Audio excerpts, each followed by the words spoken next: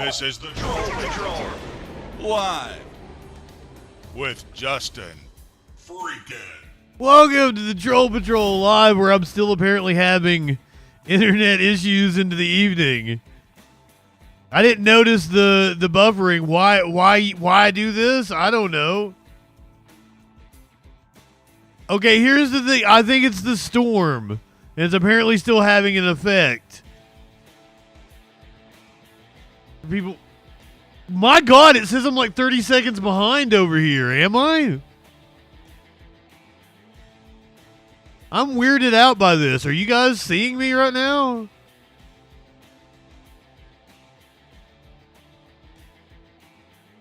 You would think cold would help the internet, right? Well, once again, I would assume it's a power issue. Well, I've invested in damn fine internet, but it's a local service. So if it's a local service and they're having power issues because of the huge snowstorm that we're currently having, that would explain it. Ducky, my lord, good evening. Warlord. My apologies for dropping out on you guys. I didn't have internet for at least like 2 or 3 hours. By the time I got it back, Trump had just walked off stage. I didn't get to see any of it. Technically, I could have watched it on my phone, but my phone had like 15% battery, so I didn't want to watch anything on it. Ducky is now Duck Lord. I love it. We'll cover everything. Here's the thing: is I wasn't going to do the news tonight. I was going to stay on until like right now. So because of the internet outage earlier, you get the news tonight. So I guess good thing we can find out what that news be doing. Like TikTok being reinstated, telling everyone that it was Trump that got it reinstated. Steve Bannon thinks Mark Zuckerberg is a criminal. We're going to hear about the plans for Trump's first 100 days in office, describing it as shock and awe. Trump launching a meme coin over the weekend. Grifting all his stupid fucking fans again. How much money can he milk them out of? The ceasefire is in effect. The first hostages have been freed by Hamas. I've got footage. 80 people have been killed in Colombia as peace talks have fallen apart. I'll give you an update on the fires out in California where State Farm has pulled its Super Bowl ad. A concert for the fire victims has been announced. We're going to watch that live. You know how much I love live music, and my girl Lady Gaga, one of the many that's going to be participating. A child molester is on the loose after cutting his ankle monitor off. Wild footage of a carjacker driving off with a woman on the hood of the car. A trumper. He probably is a trumper. A trooper saved a man from a burning car in Texas. An OnlyFans model in Turkey announced that she was planning to sleep with 100 men in 24 hours. Was arrested for... I shouldn't laugh at that. Was arrested for lewd and obscene behavior.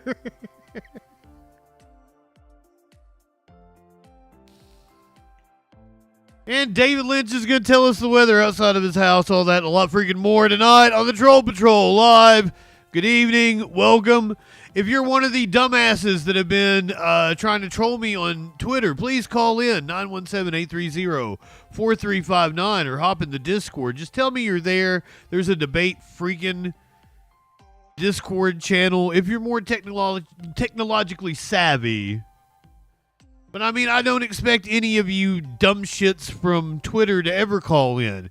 I don't know why there's like 20 of you, 25 of you that just pop. You all act like I know you, have no idea where you came from, how I triggered you. But then, like, one of you will show up, and then the other 10, 15 will show up right behind him. So I think it's a bunch of sock puppets.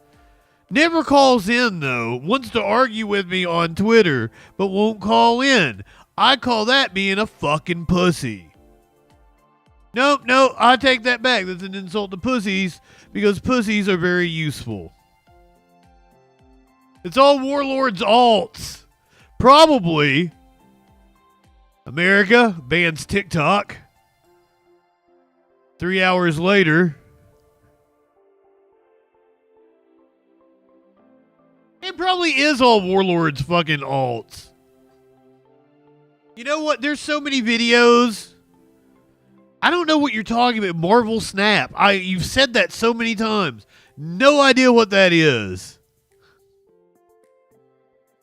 There are so many videos of people like, Channel Awesome gets destroyed, blah, blah, blah. All these, like, takedown videos of streamers, you know, like, Illuminati or whatever. There's, like, all these takedown videos of her.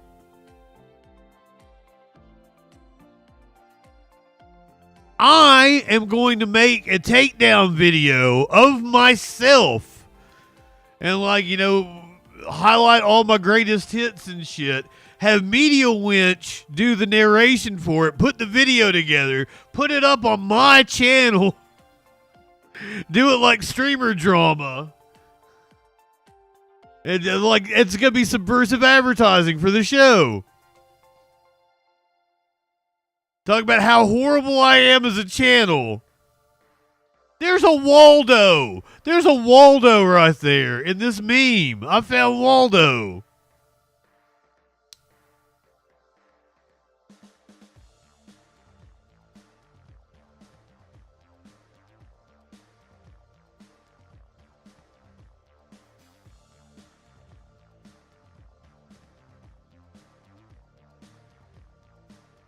You'll get plenty of Trump here in just a second, Warlord. Jesus. Let me get high. Dougie, did I tell you good evening?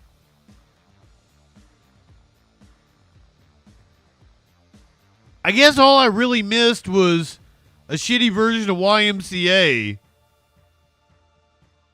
Fragwitz, good evening. This is another one of those where Republicans speaking out of both sides of their ass. They're the ones that wanted the TikTok ban. Charlie Kirk is all on social media. Hey guys, look, Donald Trump saved TikTok for you. He was absolutely advocating for the TikTok ban. He was one of the main proponents of the TikTok ban in 2021. I know, I was there. I lived through it. Is it what institutional memory? I went, like, there was this libertarian page like, oh, Trump saved TikTok. And all these people are talking about the Democrats violating the First Amendment. I'm like, it was Trump's idea, you motherfuckers. Law Dog, welcome in.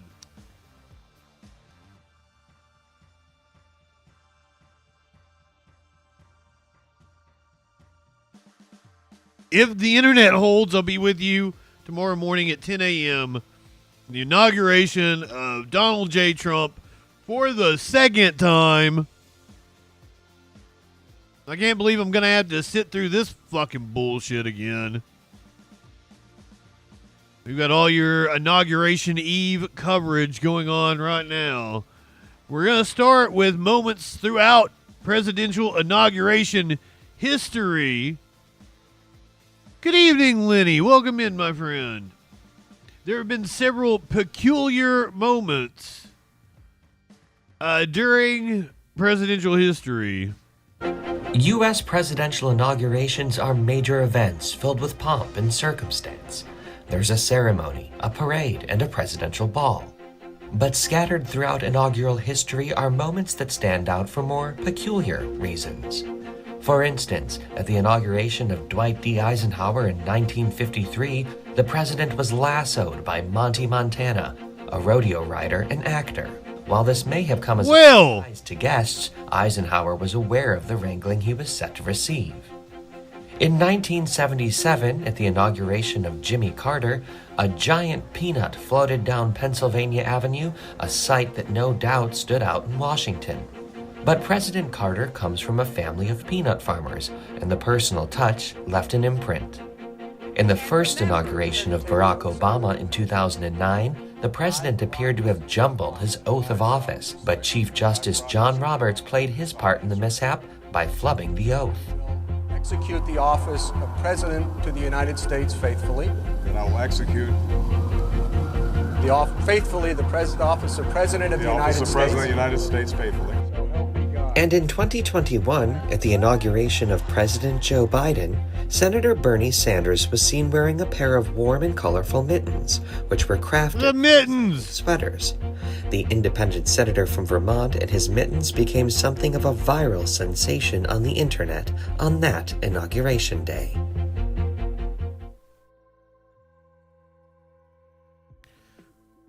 Moments throughout presidential inauguration history. Trump kicking off his inauguration celebration yesterday as he got on board Air Force One to fly to Washington, D.C. This was a fireworks show held outside of his golf club in Sterling, Virginia.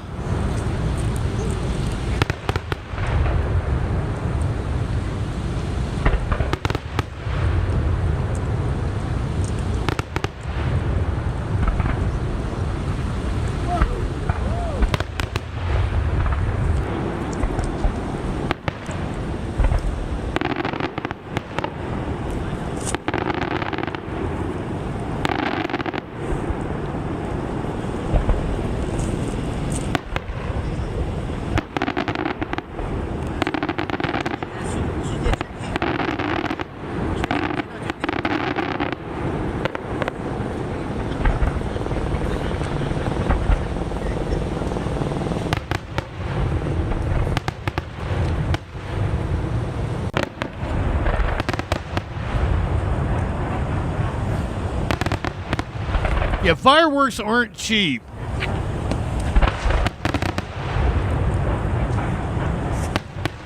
But then again, as you're going to find out here shortly, Trump got an awful lot of money for his inauguration celebrations.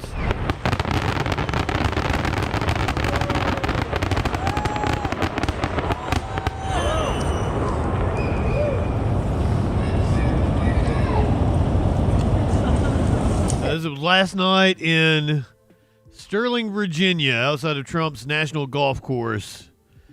This morning, the president-elect, the vice president-elect, going to Arlington National Cemetery, placing a wreath on the tomb of the unknown soldier.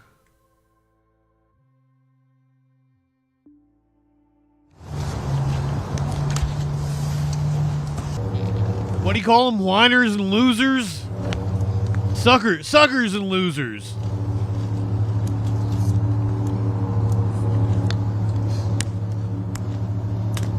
It's already pumping money, Lenny. We're gonna get there. We're gonna get there. Oregon Gal, good evening. It was this morning in Arlington.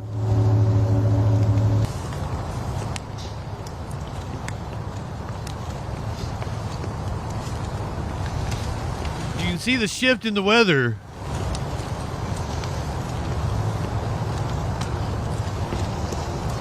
The temperatures dropped overnight here on the East Coast. It was a drastic change.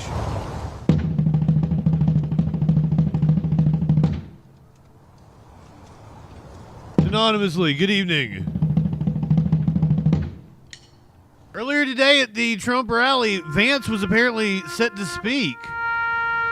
Both he and Ursa, neither of them speaking.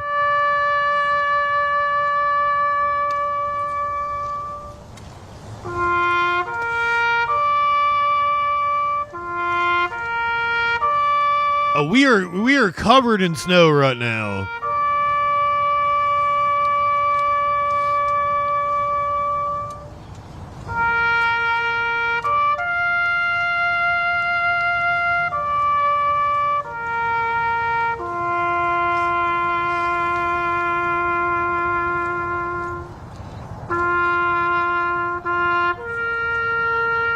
I mean, I never thought I'd have to worry about a hurricane in the Appalachian Mountains, but guess what?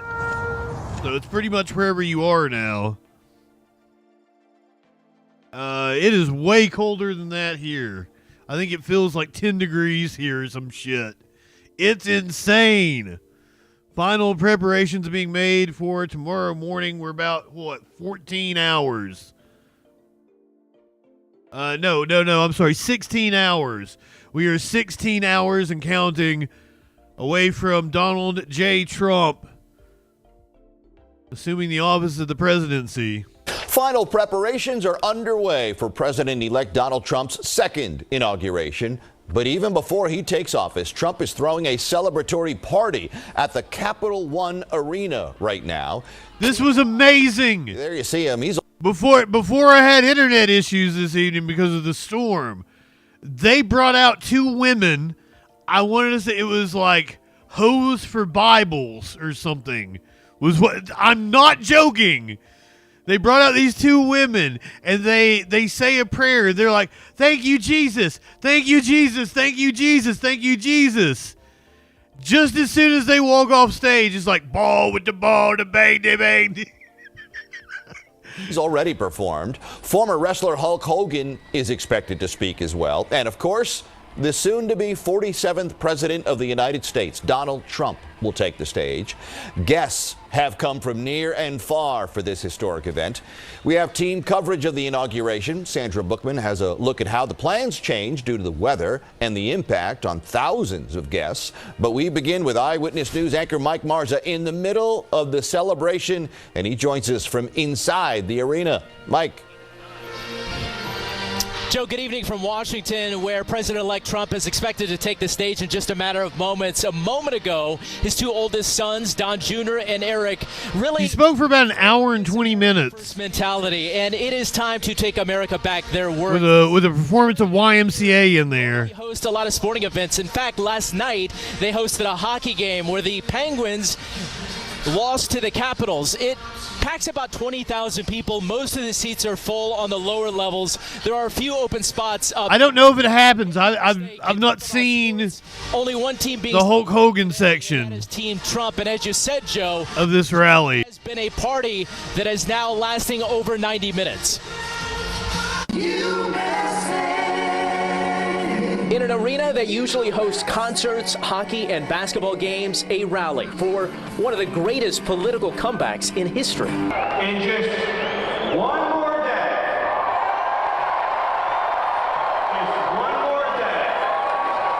it's goodbye Joe Biden, goodbye Kamala Harris, goodbye Democrats, and hello to the golden age of America, and welcome back Donald J.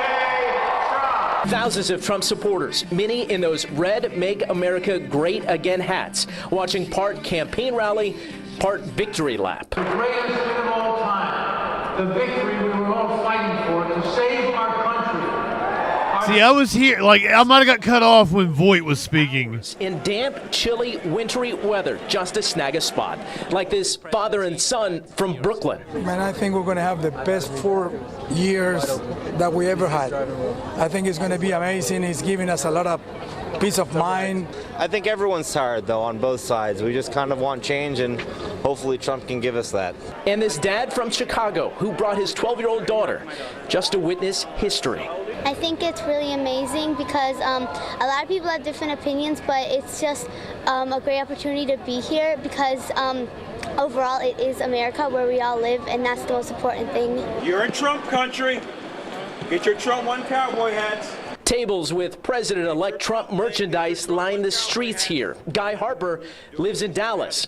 I don't know that Hulk Hogan wasn't bumped from the rally. Travel the country to sell Trump souvenirs. The whole country's behind Trump, actually the whole world, because I do this up in New York City and all the customers are international customers.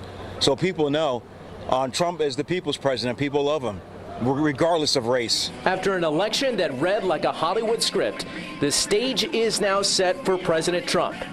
The sequel. So you can suck my dick. In just a few moments, we expect Vice President-elect J.D. Vance will take the stage again before President-elect Trump takes the stage. We expect in his comments it will really be an outline of what he hopes to accomplish in this next term, including some of these executive orders that we follow so closely. Immigration will be listening very closely to what he says about that. And then following this rally here, he's expected to host a candlelight dinner for some of his supporters. All of this before he is sworn in as the 47th president in less than 19 hours here in Washington. Live in Washington, Mike Marza, Channel 7 Eyewitness News. Joe, we'll send it back to you in New York. Oregon Gal, we watched a Kid Rock concert a few weeks ago for Live Music Monday. It was pretty good. I mean, he wasn't bad today. Okay, they've got... Mike, thank you. The switch from an outdoor inauguration to an indoor ceremony led to We're reporting here on this. Logistical changes, and it closed really an opportunity for many people who'd hoped to enjoy a front row seat to presidential history. Eyewitness News anchor Sandra Bookman is also in Washington at our nation's capital. Ooh, a lot of people demanding refunds from the inauguration committee because they will no longer be able to attend thanks to the fact that they're moving it indoors. So it is causing some supporters to get very upset. That part of the story. Sandra. Joe, this time tomorrow, President Trump, Vice President Vance, they will have been sworn in. That moved from outside the Capitol to inside the Capitol Rotunda because of the extreme cold. That Quesadilla, good evening. Invited guest list had to be whittled down to 600 guests. The last time that happened was Ironic, good evening. Ronald Reagan's second term. Some 250,000 guests had been ticketed to view the inauguration from the Capitol grounds. Those areas now closed. Those tickets essentially now keepsakes. Hopefully tomorrow we'll be able to get Wow. Yeah. And maybe our tickets will help. Who knows? Doubt it. Also, tens of thousands of people who'd planned to view the festivities in general admission areas or from along the parade route are also out of luck. The parade and the viewing of the swearing-in moved to the Capitol Center Arena, which holds only about 20,000. This couple is from Staten Island. Shufel Poofer. We don't care about the weather. We don't care about anything that goes around, but we want to just support Donald Trump, our president. It is difficult to upstage Donald Trump, but the expected extreme cold here may have done just that. We talked to some of our local lawmakers, some who have made the trip here to D.C. It's fucking cold here. A very celebratory mood, and there's a feeling of optimism, and I think that it's going to be a great inauguration, whether it's inside or outside. And others who decided to stay in New York and prepare for the battle ahead over the next 4 years. We don't know what President Trump's going to do the day after he's inaugurated. We don't know what this is going to look like. Oh, I do. I can tell you exactly what he's going to do the day after he's inaugurated. You're going to find out here in just a second. I got the rundown on it. If I know Gillibrand, I know you know. Come the fuck on, Senator. Don't play stupid. Avalon, good evening. Now, Mr. Trump, a very busy day. He and the vice president-elect visited the tomb of the unknown soldier earlier today. You heard Mike mention there's a dinner scheduled for later tonight, that dinner at his golf club in Virginia. Also, a fireworks show. And then, of course, tomorrow morning, the big day. We will be here to cover it all. For now, we're live on Capitol Hill. I'm Sandra Bookman, Channel 7 Eyewitness News. All right. Another fireworks show? We just watched the one that they held last night. I'm going to take the copyright hit on YouTube for this. Here, you wanted Trump? Warlord, here you go. You finally get your Trump. I'm going to take the copyright hit for it. Just because this is bound to be amazing. So, let's go.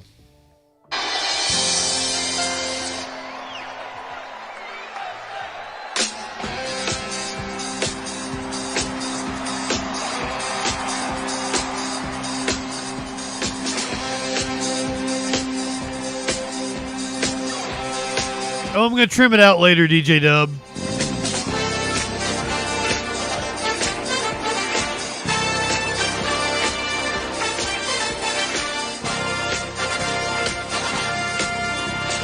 Young man, there's no need to go down. I said, young man, yourself off the ground. I said, young man, cause you're in the town. There's no need to be unhappy. Oh, it is totally worth it to watch Trump dance. I said, young man, when you're short on your dough, you can stay there.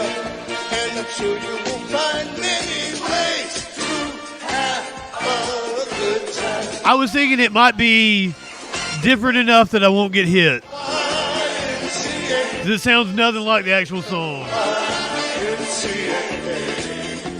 have everything. Get down, people. You can hang out with all the boys.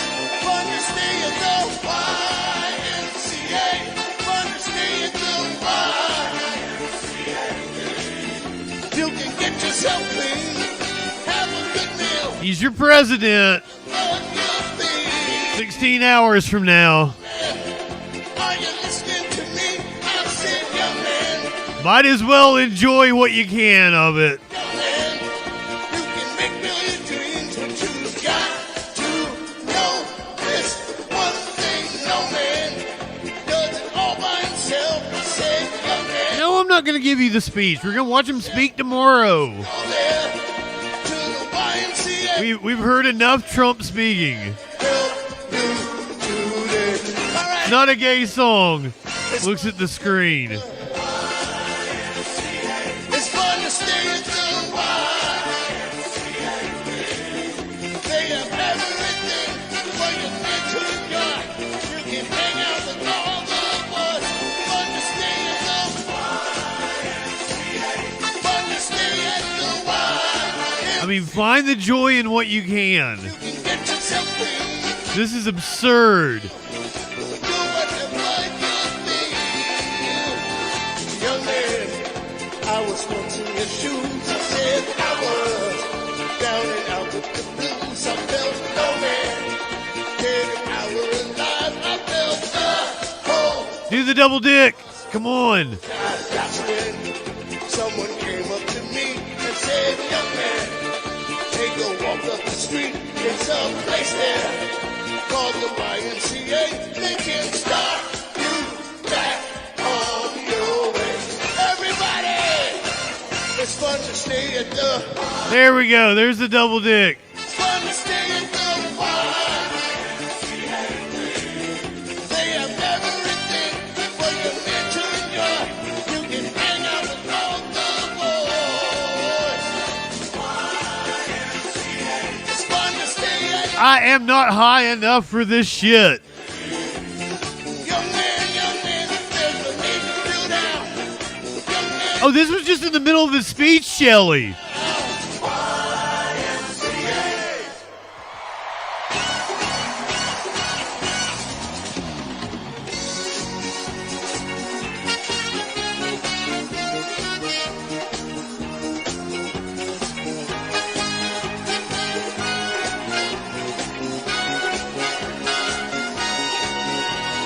Okay, not in the middle, towards the end.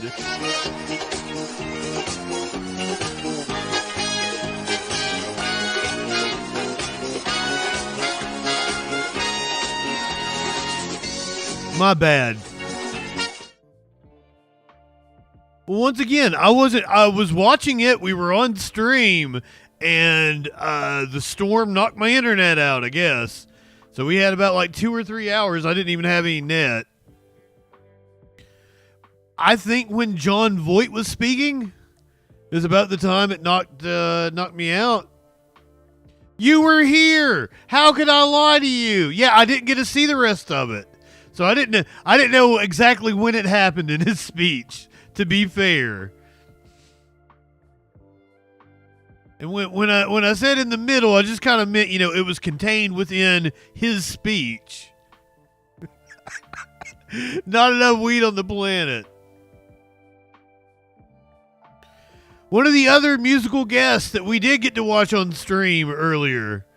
I need to buy like a power supply or something that'll stay on for a little bit.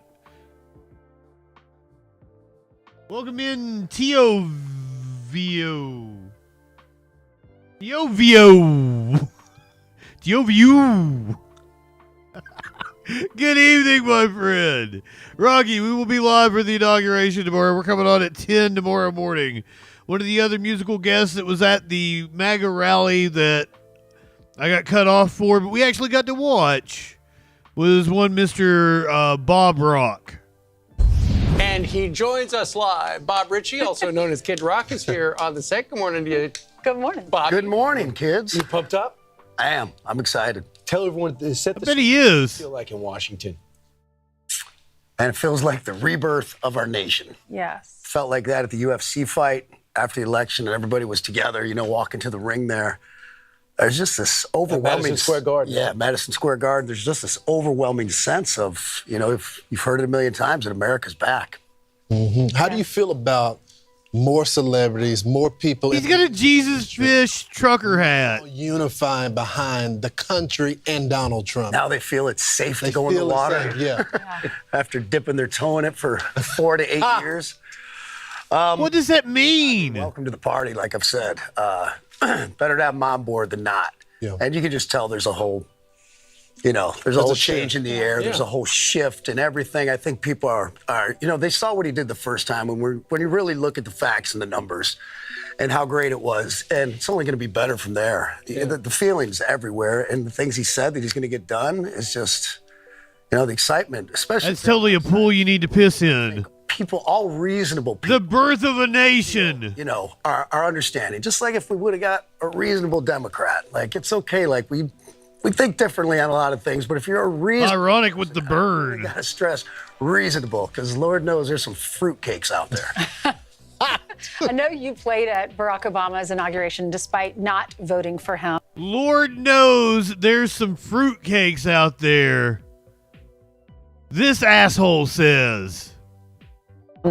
What is it? How's it going to look? Because they've moved it from outside. Now it's inside. How are we all going to perform in there with a tighter space? Well, this was always... I don't like fruitcake. Rally I'm doing, the Make America... Oh, you're doing the rally, not the retirement. Right, the victory rally. That's we're indoors, so we're all good. What are you going to sing? What are you going to do? I'm going to do 4 songs. And something old, something new. Okay. Good. All Summer Long, that's the name of the Warren Zevon cover, right? And then he did We the People. I completely spaced out for whatever the song he did that was acoustic. I don't remember what that song was. And then he did the Ball with the Ball. That was his set list. If you were wondering. Now, we talked about this on... Something racist, something blue. Friday, where I said, it sounds like you had to run the plans by the Secret Service, and they said, no. I've seen Monster Truck live. I think they opened for Alice in Chains. And they were excellent. And when I heard that Kid Rock song, I was like, I've heard this song before. And I had, because it's just an old Monster Truck song. Like, that's what Kid Rock does. He takes people's good songs and he makes them shitty. Because the one song is the Warren Z. I don't know what if Ball with the Ball is sampling something, but I wouldn't doubt it is. So, like, because most of Kid Rock's songs are just other songs, like American Badass is Sad But True, and Cowboy. That is sampling something. What's that sampling? Yeah, fuck that song. Fuck Kid Rock. No fireworks and no... But he was decent live. And then your phone started ringing, and who was it? Yeah, Friday morning, I got a call from the president and Melania, and it's kind of mind-blowing. I've tried to leave him alone. I've got a lot on his plate, I would think, right now, and to find the time to call and shoot the junk with me. But yeah, he got a call and he goes, did the Secret Service really tell you you can't use strippers? I'm like, All Summer Long is the name of Kid Rock's version of it, but it's Werewolves in London is what he's sampling, I guess you would call it. He fucked up Warren Zevon. Hey, no, sir, I was just joking around. He goes, that's funny. That's funny. He's so fun. He's so fun. So how do you explain the different perception that people have of him? I mean, it was so much different in 2017. Well, I think it, it made it pretty easy, watching Joe Biden and that administration for 4 years to say, like, wow. Lil Wayne's just a small man. The previous 4 years and go, okay, this is not apples to oranges here. This is, wow. So the previous look how good we had it. Right. And I think he's just, I can't stress, my parents instilled in me, especially my father, just, the values of common sense. Right. Yes. And that's been a big talking point on the campaign trail and really in everything he's done. I've seen his. Oh, shit. So he sampled the song and then didn't give them credit and had to be sued for it. Fuck him. Exercising common sense. And the one thing I will employ that he asked so many people, just regular people, like, he called me up, we joked a little bit, but he also, was talking to me. He had seen my Fox thing from. You're not regular people. We talked about the element. He goes, let me ask you a question. He goes, people could really have a bad experience. Maybe some people could get hurt. Our first responders. What do you think about me? No one in that studio is regular people. Oh, maybe the people behind the camera and shit. They might be regular people. But all those motherfuckers are multimillionaires. Kid Rock born with a silver spoon in his fucking mouth, cosplaying as a redneck, can go fuck himself. Me moving the inauguration indoors, and I'm like, Alien, good evening. You're asking Kid Rock, yeah. He cares. Before you go, Bobby, tell us a little bit about your tours, because you have a whole bunch of places. Love to. Everything, first off, is at kidrock.com. We just announced 7 arena shows on Friday, which is really everything this year. Of course you did. Celebration of this victory, of this historic election. And I still employ people like it's not time to gloat, but nothing wrong with a little celebration. That's right. So we got the 7 arena shows. We have Rock the Country, our festivals, rockthecountry.com, and the Kid Rock's Rock and Rodeo in Dallas. That's all. Fuck this dude. He says America is back. Joe Biden saying it's an oligarchy. Why don't we take a look at the insane amount of money that tech bros have given to the inauguration? Weeks after President-elect Donald Trump's victory in the November election, he posted to Truth Social, quote, "Everybody wants to be my friend," as he was met by a steady stream of billionaires good evening. visiting him at his Florida Mar-a-Lago resort, some of whom had kept their distance during his first term, like Meta's Mark Zuckerberg and Amazon's Jeff Bezos, who owns the Washington Post. Now Bezos and Zuckerberg will join Tesla's and SpaceX's Elon Musk, who campaigned with Trump and is the world's richest man, on the dais Monday during Trump's inauguration. They're among the billionaires whose companies pumped a record amount of donations into the Trump-Vance Presidential Inaugural Committee. Apple, Chevron, Citigroup, Bank of America, Goldman Sachs, Google, Pfizer, Microsoft, and the pharmaceutical lobby also made major donations.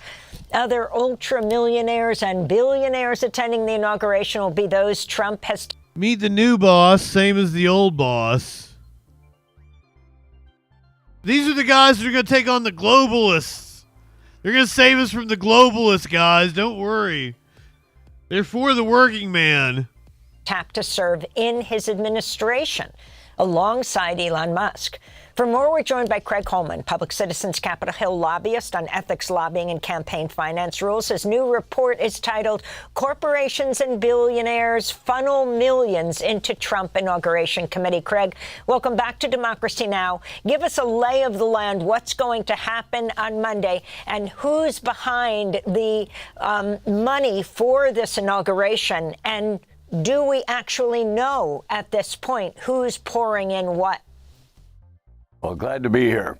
But what we're seeing is the Trump Inaugural Committee shattering all previous records, both in terms of total spending on their inauguration and in the size of donations they're accepting from billionaires and corporations. First of all, the Trump Inaugural Committee set a target of $150 million, which would have broken the previous record of Trump's $107 million in 2017 to raise and spend on the inauguration. Then it went up, the funds just started flowing in to the coffers, and so the target went up to $200 million, and just a couple days ago the target's increased now to $250 million. We're talking about $250 million to finance basically a party, which is absolutely outrageous. It literally, when you compare it to what other inaugural committees and other presidents have spent on their inaugural festivities, it just puts everybody, it just lays waste to previous norms. Literally from Reagan to Bush, roughly about 20 to 30 million was spent on their inaugural activities. Obama bumped it up to about 50 million. Then Trump stepped in with his first one at 107 million and was largely criticized for that. And now we're talking about $250 million to celebrate the incoming president. What's even more concerning than the total amount being spent is the size of the donations that are coming in from corporations and billionaires, all of whom, just about all of whom, want something from the Trump administration. We're taking a look at cryptocurrency. The cryptocurrency industry just came out of the woodwork. I mean, they hardly ever contributed to politics at all until 2020. And now they're pumping millions and millions and millions into the inauguration. And Trump says Ripple. he's going to issue an executive order on cryptocurrency on day one. That's absolutely right. I mean, Day one is tomorrow. What does this buy? I mean, you got Ripple, Coinbase, MoonPay, all these cryptocurrency businesses investing heavily in the inauguration. And Trump just recently announced that he's going to issue an executive order giving priority consideration to cryptocurrency. That means that federal agencies are going to have to take into consideration and figure out how to work with cryptocurrency. This is a dream come true.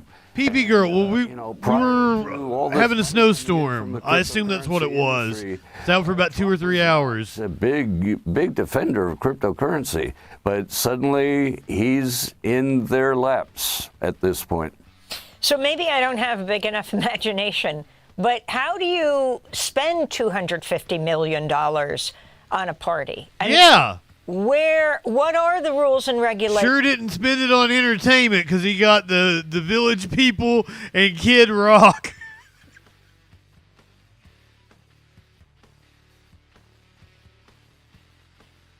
That was nowhere near $250 million. So what did they spend it on? And where does this money go? It's not going to all go into Inauguration Day. Who gets it? You know, we're not going to know in the end where much of that money goes.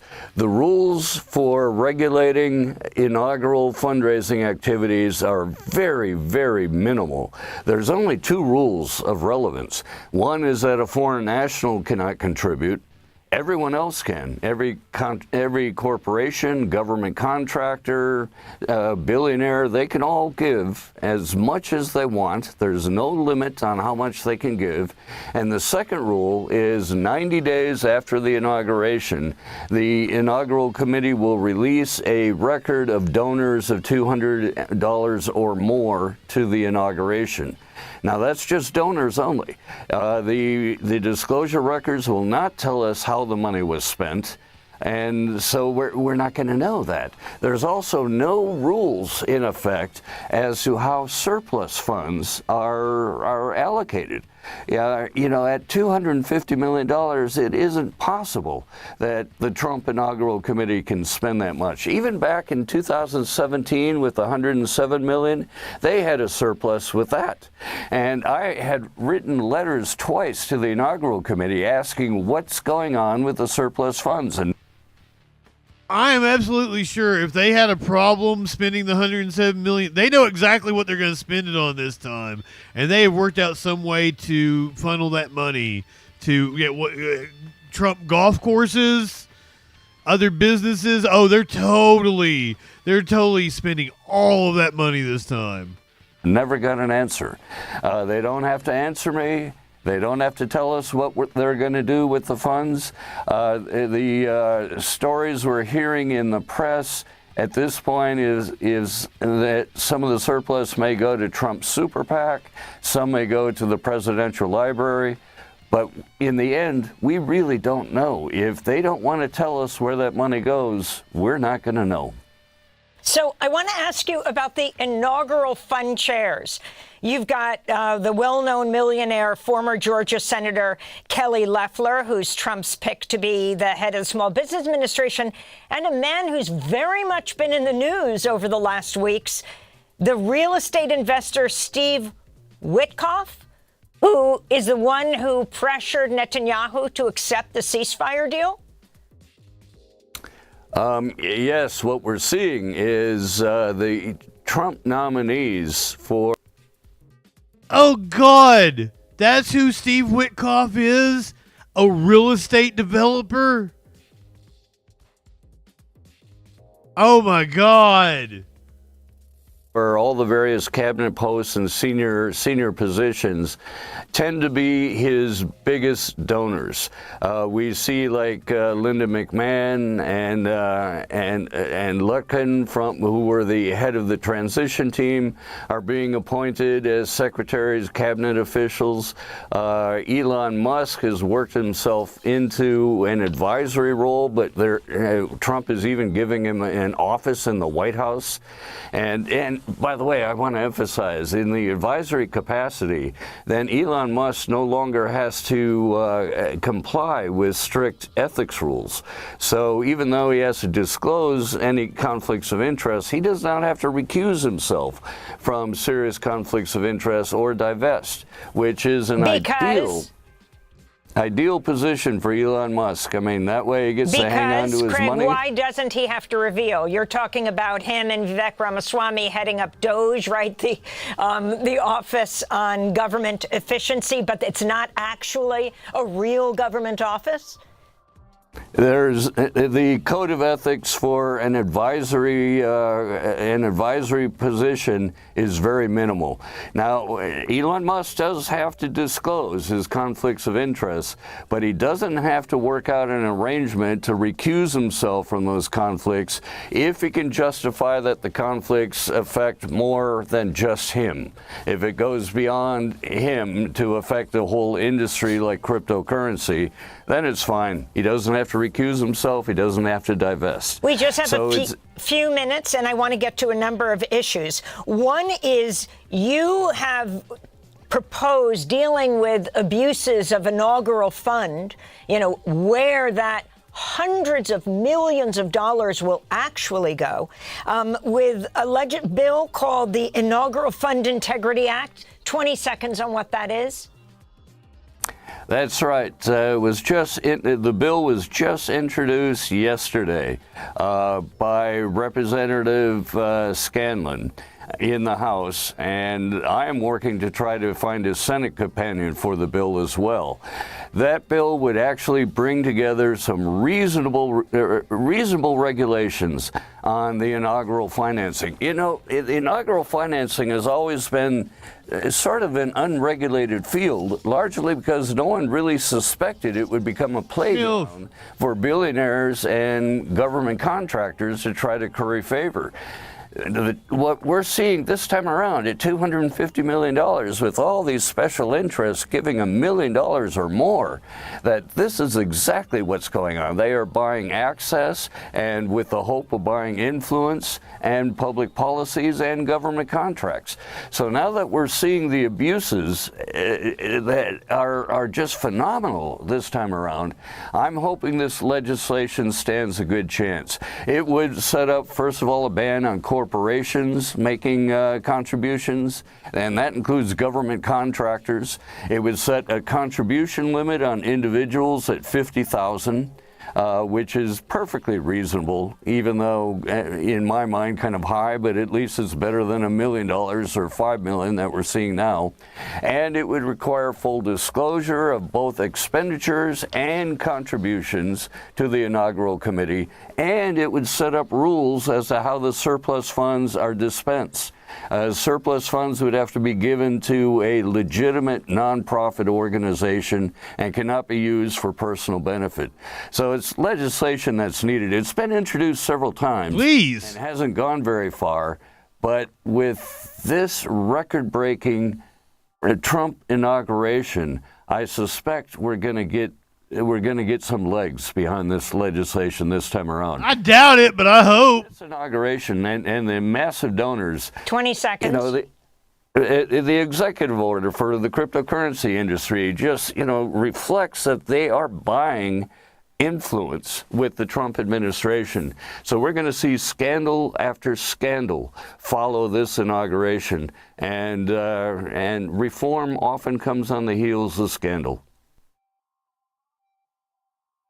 Speaking of scandal and Trump cashing out on his presidency, the Trump meme coin doubled again, stake worth $58 billion or more. I think it's over $100 billion now, the last number I saw. This was 13 hours ago. It's insane. It is a...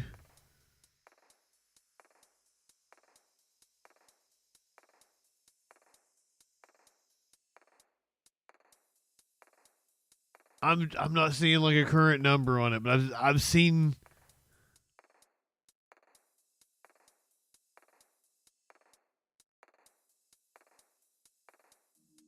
people post about it going like nuts. This is not something I know anything about. I would refer you to like CoffeeZilla or no, PB girl, you don't get the chance to put your life savings in when it's low. Like, you didn't know about it when it was low. Those are what the snipers, they're the ones that know when it's low and shit. By the time you would have had a chance to get in on it, you might have locked in a low price, but you were going to be like committed to it for like 2 years. It's going to fucking bottom out in the middle of this presidency. That's the way CoffeeZilla explained it. It's going to mature to where you can cash out about 2 years into Trump's presidency. And because he's going to be president, it's going to keep attention on it.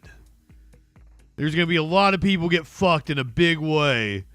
President-elect Trump launched his own cryptocurrency on Friday night, and as of Sunday morning appeared to have made more than $50 billion.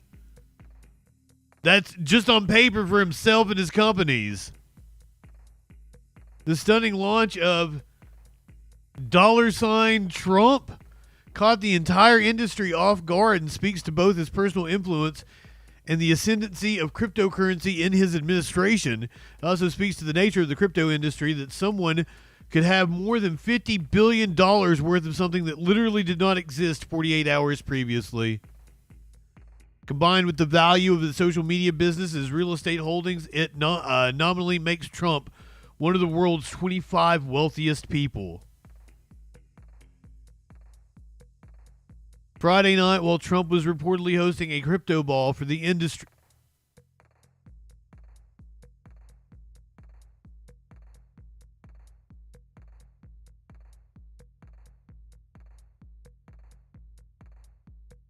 They're just going to run away with as much money as they can. This is just this is the last hurrah where the billionaires suck as much wealth as they can out of the country before it fucking collapses.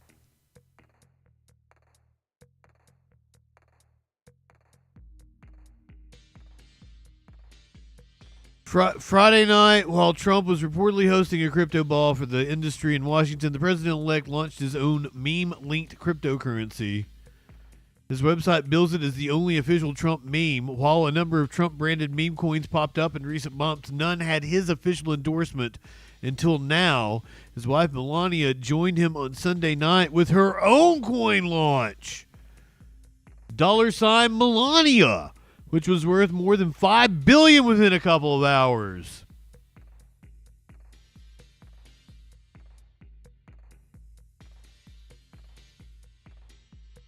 And I can't imagine that everything about this isn't 100% legal, but who's going to stop him?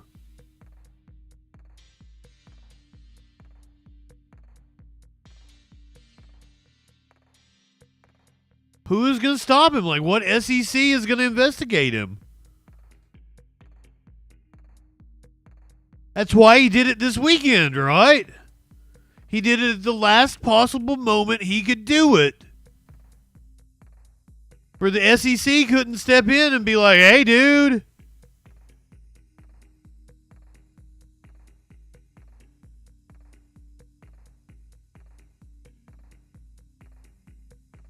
Steve Bannon thinks that Mark Zuckerberg is a criminal. And he's the only one? Really? Really, Bannon? Mothers and children trapped in poverty in our inner cities. Rusted out factories scattered like tombstones across the landscape of our nation.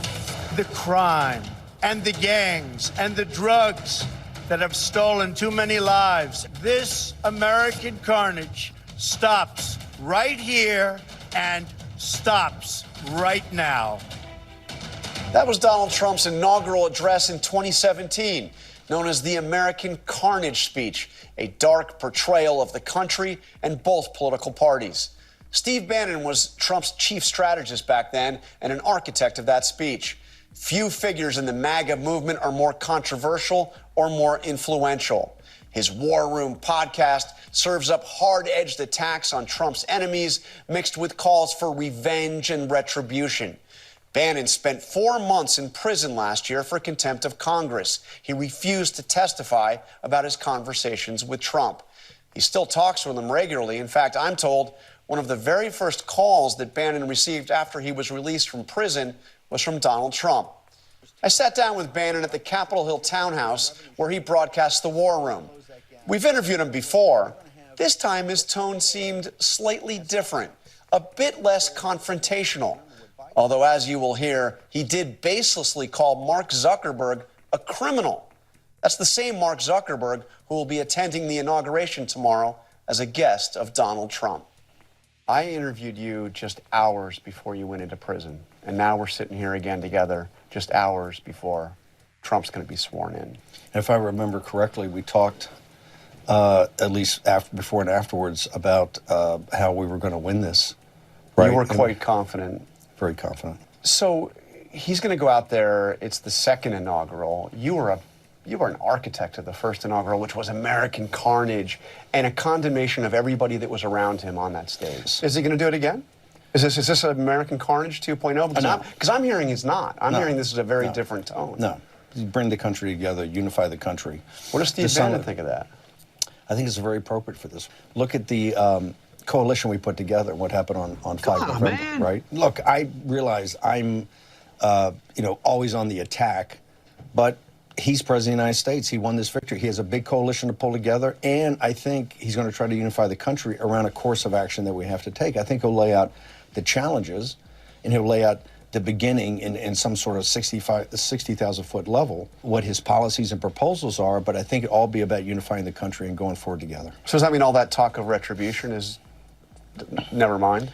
President Trump has said, and I think in response to you, that his idea of retribution is peace and prosperity, is security in a new golden age. So prosecuting his enemies, going after the January 6th committee, going after the prosecutors that went after him, Mark Milley, all that stuff's, forget about that? I didn't say that. I think that is different. I don't think that's revenge or retribution at all. And I'm a big believer, and I've said this over and over again. I say it on the show every day. We have obligations to this republic that this can never happen again, and I think we got to go back to the beginning. So what do you make of the fact that sitting there with him, I guess now we're inside, but you're going to see the 3 richest Americans ever. You're going to see Elon Musk, Mark Zuckerberg, Jeff Bezos, prime seats. That doesn't seem like the forgotten men and women that Trump talked about last time. Are you surprised to see that? I am not. They're there as supplicants. They're not there as the oligarchs. Remember what Biden said about the oligarchs. Jonathan, you know better than anybody because you've chronicled this in detail. We had no power. The rich people financing the politicians, they're not the oligarchs. No. The fuck? President Trump was out, and I mean when out, the political class in the Republican Party and Fox News turned against him. We're going to make him a non-person. He was banned from their platforms. For, I think, 18 months. But as soon as Zuckerberg said, I've been invited and I'm going, the floodgates opened up and they were all there knocking, trying to be supplicants. So I look at this, and I think most people in our movement look at this as President Trump broke the oligarchs. He broke them, and they surrendered. They came and said, oh, we'll take off any constraints. There'll be no more checkings, everything. And when Biden talks about that, they create the oligarchs. They only became oligarchs, and they flipped on them when they had surrendered, and now they're going to come to Trump saying, I view this as September of 1945, the Missouri, and you have the Imperial High Command, the Imperial Japanese, and he's like Douglas MacArthur. They're there to. That is an official surrender, okay? And I think it's powerful. Mark Zuckerberg is there. Do you believe his conversion? Absolutely not. I think Mark Zuckerberg's a criminal. I think in a properly adjudicated, yes, for 2020, for the Zuckerbucks. But I want to see that. I want to see that in a systematic adjudication, either in the House or, I think, better with a grand jury and a special prosecutor to go through 2020. You want Trump's Justice Department under Trump to prosecute I didn't say that. Mark Zuckerberg. I didn't say that. What I want is the House to do it first. But if they're not prepared to do it, a special counsel set up that looks at the 2020 election and looks at it seriously and adjudicates it. If there's nothing there, there's nothing there. Zuckerberg's, road to Damascus came a little late. It was after the 5th of November. It's very, now he wants to be a bro. He kung fu fights. He's going to UFC. He's got his hair done differently. He's cut. That doesn't hack it with me. That guy will flip on President Trump, and he'll flip on us in a second. When it's convenient for him, he will flip. I mean, there's no evidence that he did anything that lightning the outcome of the election. You called Elon Musk a truly evil person. Yeah. It was said in context. Let's see what he did is that he came out and he called American citizens. He retweeted something called "Our workers retards." Said that we were not up to speed to take any of these jobs. He said that the MAGA movement was a bunch of racists and that they should be turfed out of the Republican Party. And he ain't wrong. All the stuff all the time. He may or may not mean that, but to me, there has to be an accounting for that. Now, listen, he's like I said, he's done great things. He supported us in 2024, and that was a major reason that President Trump won. Everybody knows he supported the ground game. When you go after Elon Musk the way you have, so harshly, do you get blowback from Trump? Does he reach out to you and say, "Knock it off. This is my ally. This guy helped me"? I never disclose anything in conversation with the president or even with the staff or anything like this. But I would just duly note, I didn't see any leaks in the press about the staff or anybody having problems with it. So I don't ask them. My permission structure is not to go back and ask people for permission because I'm. Well, if Trump told you directly, "Knock it off, Bannon. This is my guy," would you knock it off? If President Trump has a conversation with me, I'll keep that conversation between President Trump and myself. How's that? Donald Trump has them as guests down at Mar-a-Lago. He's at the inauguration. They're in his administration. I mean, I understand you're saying it's a surrender, but let's be clear about this. Trump's not making out. And when you say guest, he's not making an outbound call. Yeah. They're stacked up at Mar-a-Lago like planes on a Friday night over LaGuardia. Okay, they're trying to get a landing slot to get in there and be a supplicant. Elon Musk is basically living there. He is living. He's got, I think, a cottage there. I mean, Trump seems to like having him around. I would see President Trump would let you know if he didn't. So you have like I dress like a bum, Lenny. Ground troops of the MAGA movement. Some, not all, but we have a because people come to us for the information on the show. So what do they want? What do they want? What do they want? President Trump is what they want. And they got him. What if he fails to deliver? He's not going to fail to deliver. Is everything going to be perfect as the far right thinks it? No, it's not. And I never pretended it is. I do have a theory based on Thomas Kuhn's The Structure of Scientific Revolutions about paradigm shifts. If you shift the paradigm, eventually they're going to debate on your turf. And right now, I think if you see if you see the hearings of the cabinet officials and see these ideas coming out, America First ideas. I wonder how much money Steve Bannon actually has. Like, has he been in a position where he's made millions? Is he invested in one of Trump's scams or something? Does he just... I feel like he's not out for money or fame or anything. I think he's out for power. He likes... He reminds me a lot of Lee Atwater. If any of you there was a documentary on perhaps Netflix about Atwater. I don't remember the name of it. Somebody might be able to recall it in the chat. But Lee Atwater had no political convictions whatsoever. Democrat, Republican, liberal, conservative, did not fucking matter to him at all. He just liked playing the game. He liked being around people in power, and he just happened to get mixed up with Republicans. That just where he saw an outlet for his creative genius. So he was one of Ronald Reagan's campaign advisors, and he's the one I use the clip all the time of him speaking about how they were changing the language. Instead of saying the N-word, they say things like state rights and forced busing, and the outcome's the same. It helps white people and punishes black people, but it's coded language. I don't think he's doing it for free, but he's also not like... He's not out to amass a bunch of wealth. He could also be a bigger broadcaster than what he is. He's so well-spoken. I don't think he does it for either of those things. It's not about fame. It's not about wealth. It is about being around power, feeling like you are influential, and he fucking is. We've shifted that paradigm. There was no pushback from the old Republican Party, and you would argue not much of a pushback from the Democrats. Jonathan, I'm shocked. I thought there'd be Republicans on the panel that were asking hard questions. I thought Democrats would be going nuts, and really from a policy perspective, I sat there. I think I saw the end of both the Democratic Party as it exists and the husk of the Republican Party as McConnell and Paul Ryan hoped. So when Trump comes up there and gives the second inaugural, you say it's not going to be American carnage again. I think President Trump will go through how we got here, where we're going, what his plan is to lead us and to bring us together. He's a unifying figure right now because, think about it, this coalition, and that's why he has a difficult job. He has the oligarchs that have surrendered, right? Now, Bezos, Zuckerberg, the oligarchs, all of them, but and also the crypto guys. It's a whole ecosystem. You have that. I don't think Bannon is a commoner. Listen to him talk. He is very well read. He cites his sources. This is the smartest man in MAGA's orbit. And maybe without him, Trump would have never succeeded in the first place in 2016. I mean, this dude was instrumental in Gamergate and the faux outrage we saw all throughout 2016. The attacks on media.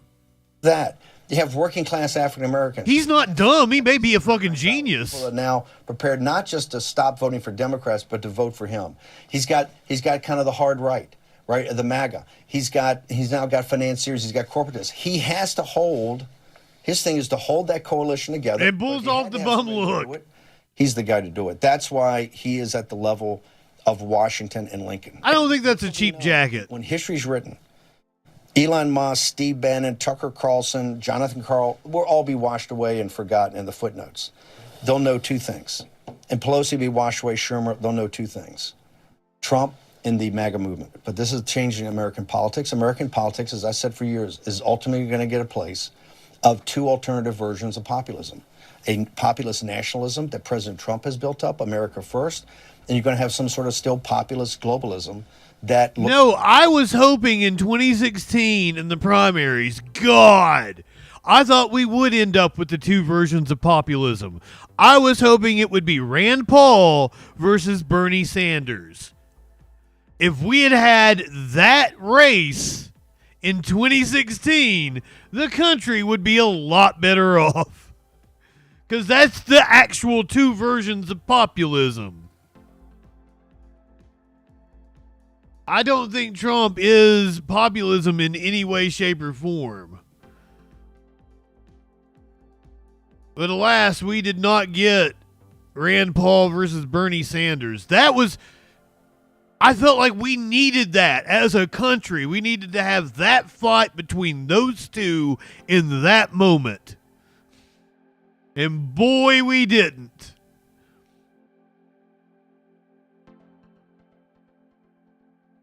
TikTok users all day long ecstatic at the fact that TikTok coming back online. TikTok, in its message to its users saying that Trump is the reason why it's happening, huge L for Democrats, even though it wasn't their idea. This is the world we're living in right now. Trump was the one that called for a TikTok ban. The bill was put forward by Republicans.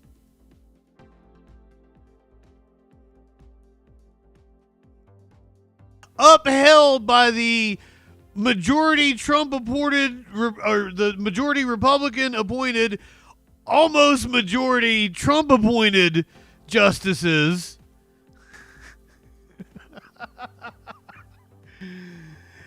And Trump gets credit for it coming back online. Nothing makes sense. We're living in upside down. It really is like 1984.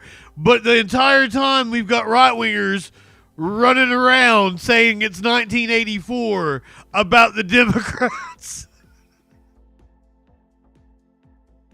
It's insane. The CEO of TikTok going to the inauguration, one of the oligarchs attending the inauguration.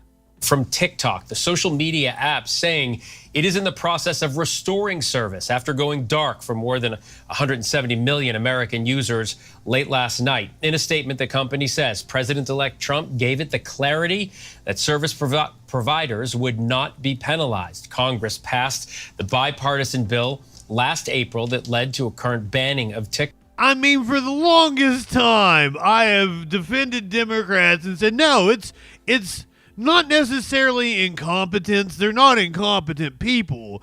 It's that they're funded by billionaires and they're corrupted by money and everything. But maybe they really do want to lose. Maybe they really are in on the game and they're trying to get Republicans elected because they're paid by their donors to do such a thing.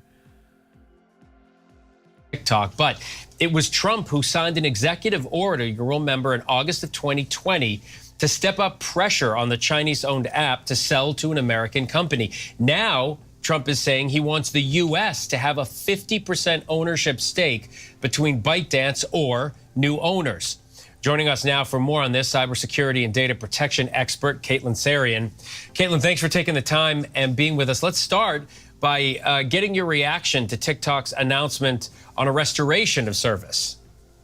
Yeah, I mean, I've been in shock for the last 48 hours. Question marks. And then last night when it went out, I was in shock and I just kind of stared at my phone. I'm pretty excited to see. Being easier to fundraise when you're the opposition party. It's a bunch of things, interests that shape the Democrats acting the way they do, that a lot of people interpret as being malicious towards the cause. And in ways it is, but it's not, never assume malice when you can assume incompetence and, your paycheck depending on it. You can convince yourself of a lot of dumb things. Smart people convince themselves of a lot of really dumb things when their paycheck depends on it. So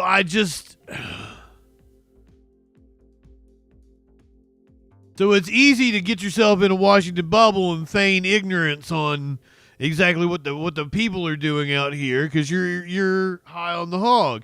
And that's the reason why we need to get money out of politics. Public financing of campaigns, ranked choice voting, banning any political contributions, banning political ads, putting a moratorium on campaigning where you can only campaign for so many weeks like the British do it. We don't need to even have, like, I don't even know if we need to have set elections. I think I kind of like the parliamentary system where the election can just happen whenever it needs to happen. That you can call for an election. Oh, the government has come to an impasse. We're going to call for a new election. I think it's time we look at rewriting the Constitution and making ourselves more It's sweet dreams, yeah. But it's what needs to happen in order to fix the system. I mean, or it's going to break. What happens in the future, and this is looking good for the 170 million of us that are on TikTok. But yeah, I mean, I think it's been a roller coaster of emotions for a lot of us that are content creators on the platform. So online, you are known as Cybersecurity Girl. You create content specifically educating your viewers. I'm known as JustinFREAKIN. And privacy, things of that nature. Congress on TikTok say this is a national security risk, not necessarily just TikTok, but apps owned by foreign adversaries or companies that are from a foreign adversary. Do you believe Americans' information is really at risk here? Well, as a cybersecurity professional, you know that everything is a risk, right? You always have to take a risk-based approach. So every service, every website, every app that you use and download, every time you're giving your information to someone, no matter who it is, you have to take a risk-based approach. And for me, the rally was a few hours ago. Back when TikTok was going to partner with Oracle and try to move their. I am kind of bored by this.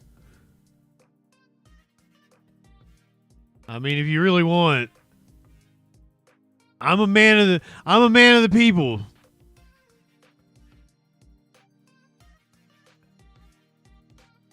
I'll give you what you want.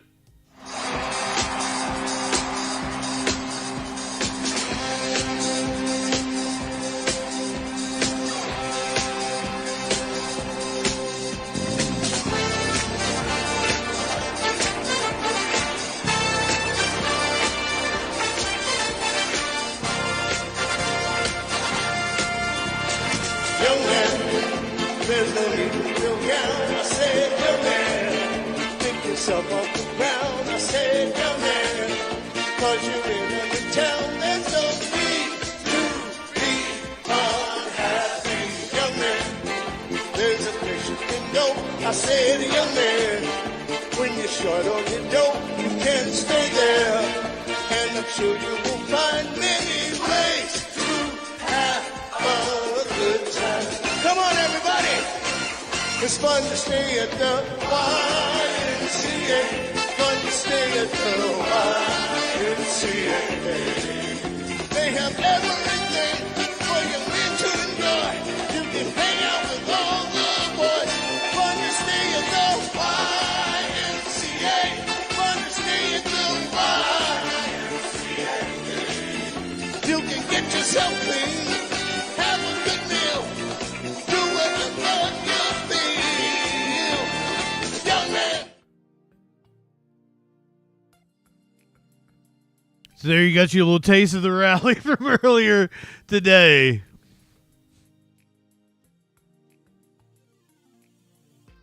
Trump starting off his first 100 days in office with a bang.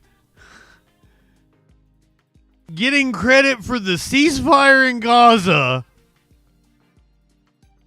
Getting credit for bringing back TikTok. Both things he's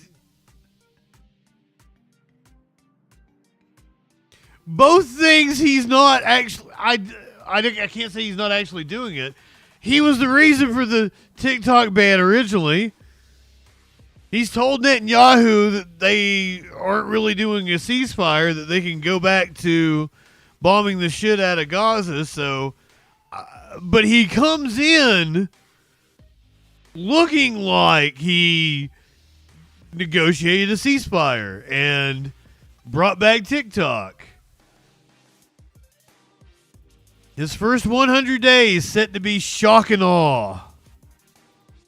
What's old is new again in Washington, D.C., as Donald Trump prepares to once again take the oath of office.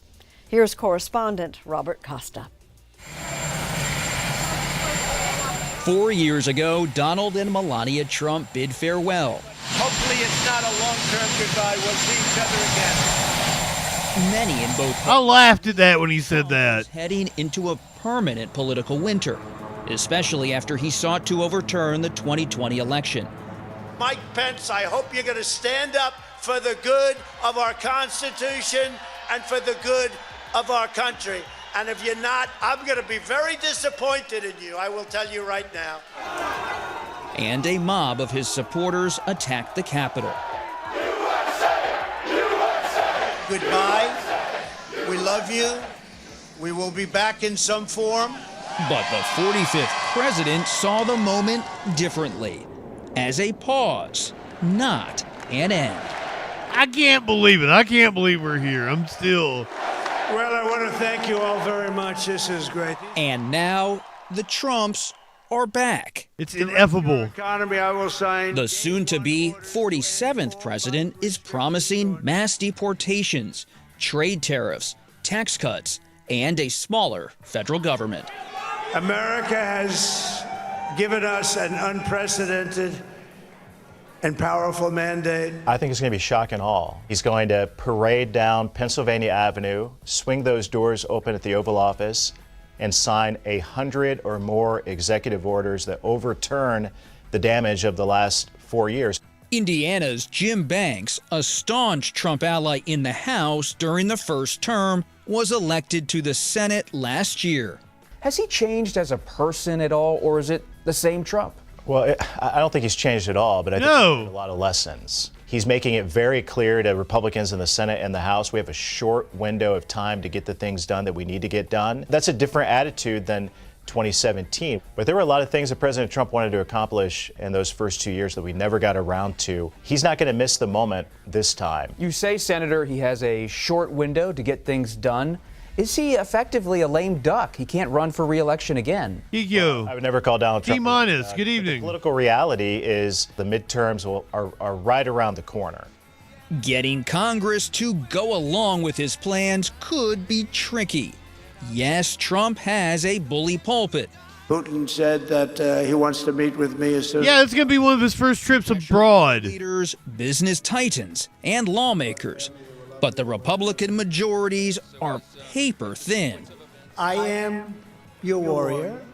I am your justice. I am your retribution. We will take care of it. Trump's sense of vengeance also hovers, and critics worry nominees Kash Patel for FBI director and Tulsi Gabbard for director of national intelligence could upend institutions. What do you say to progressives, to Democrats who still feel down about the election result? Look, this is a very pivotal moment in American history. And you don't have the time to moan and groan. You don't have the time to live in despair. You got to stand up. You got to fight back. Democrats and independents are adjusting to this new political reality. Trump is a little bit crazy, but he's not stupid. And Vermont Senator Bernie Sanders, despite... I usually agree with Bernie on most things, but I disagree with that. Trump is both crazy and stupid. His many disagreements with Trump, says he's keeping an open mind. We don't want to counter everything he's doing. There are things that he's said over the years that make sense to me. You want to lower the cost of prescription drugs in America? We'll work with you. For him, the art of the deal persists, to a point. Is Trump's transactional nature an up or a down? I think it's an up. But when you are going to sell out the American working class, which I suspect will be the case very often, we're going to oppose you vigorously. President Biden, in his farewell address, gave Democrats a playbook of sorts for how to define Trump and his allies. An oligarchy is taking shape in America of extreme wealth, power, and influence. And like, you didn't need to tell us that, motherfucker. Do you think we just fell out of a coconut tree? You think you just fell out of a coconut tree? We know it. You were the one that was called the senator from MBNA. Literally threatens our entire democracy. You use the term oligarchs to describe some of the allies of President Trump, not a term we often hear in American politics. Well, you know why I use the word oligarchy, Bob? Because it's true. When Donald Trump is going to take office, he's going to have Elon Musk, Jeff Bezos, and Mark Zuckerberg at his side, the three wealthiest people in this country. That's called oligarchy. Republicans say, hold on, and insist they have solidarity with working people. I grew up in a working class home, the son of a union factory worker who voted Democrat all of his life, hated NAFTA, and my dad was immediately captured by Donald Trump, was for him when he came down the escalator. I thought my dad was crazy at the time. He was right, but he's one of those former union working class Democrat voters who is a solid Trump Republican voter today. It doesn't make sense. It's changed American politics in such a significant way, and I think American politics will be changed for the rest of my life. Seriously, he's right about that. Will mark 10 years since Donald Trump came down that golden escalator. And tomorrow's all those paid supporters. What once seemed impossible. Trump has endured and dominated American life. With his highs, his lows, his everything ever present.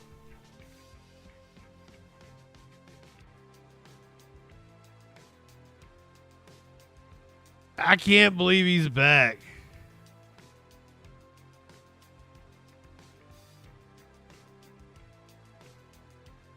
What is it, about 14 and a half hours?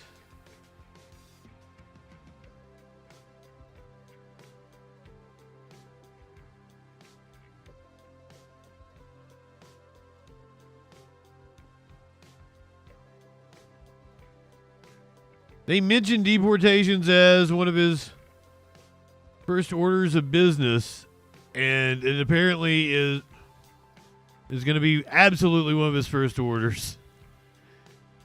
A raid is planned for Tuesday.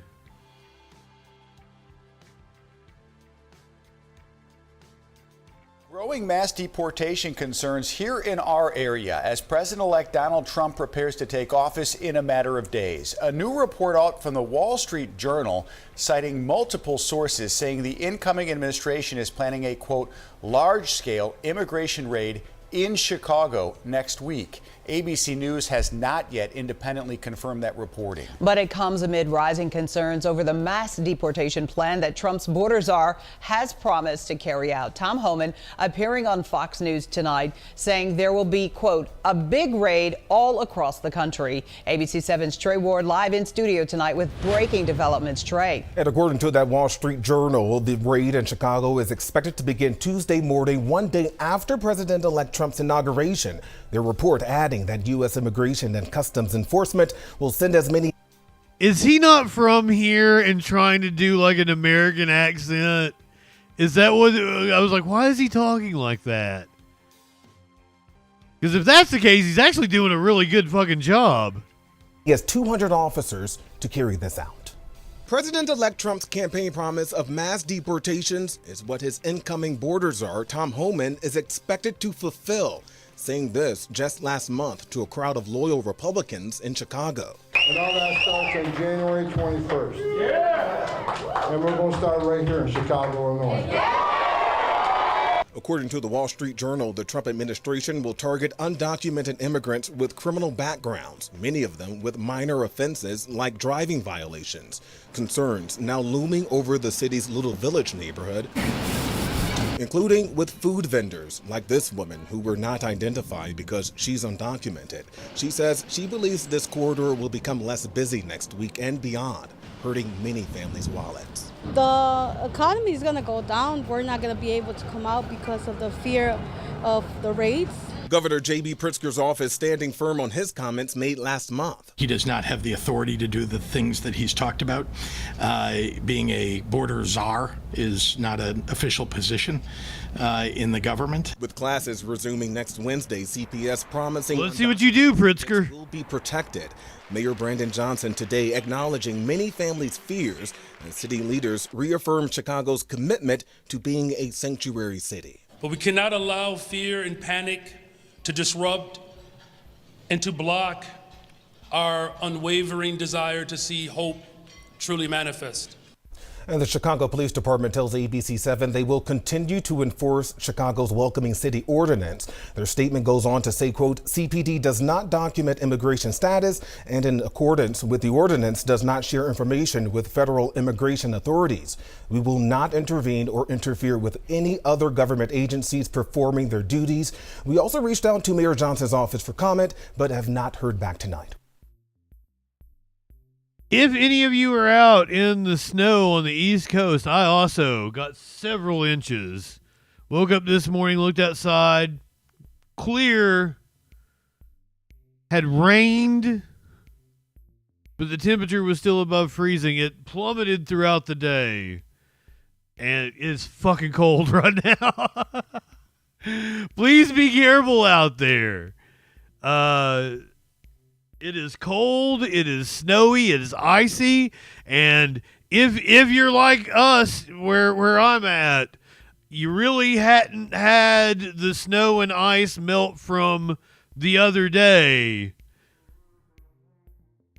So it's a very dangerous, slick condition out there for the roads. Sloppy indeed.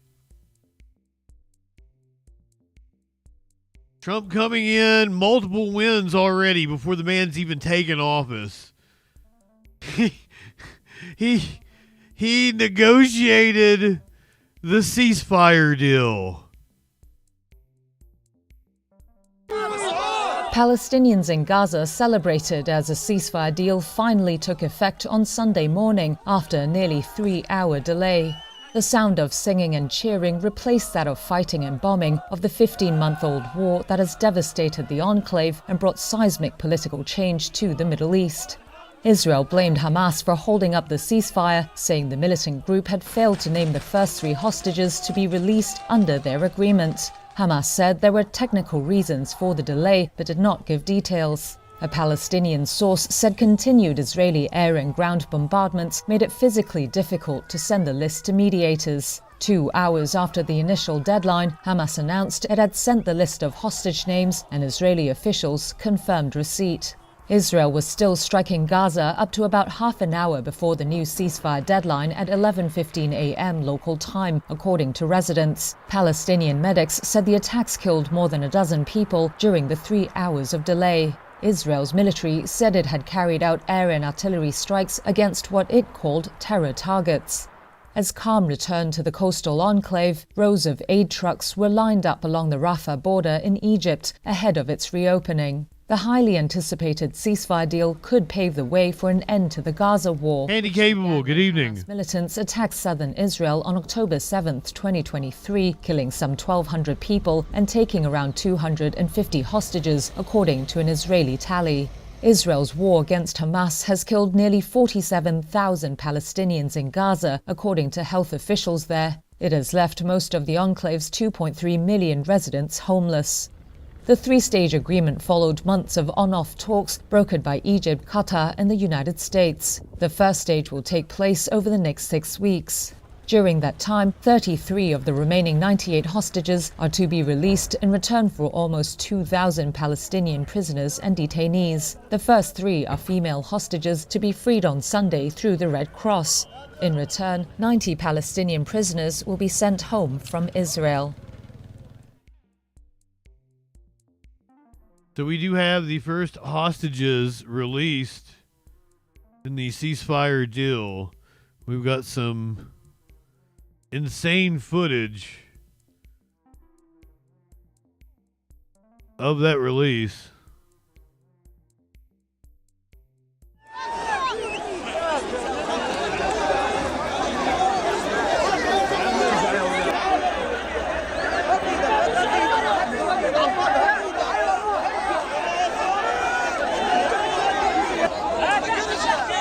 3 Israeli female hostages. Red Cross acting as the intermediary.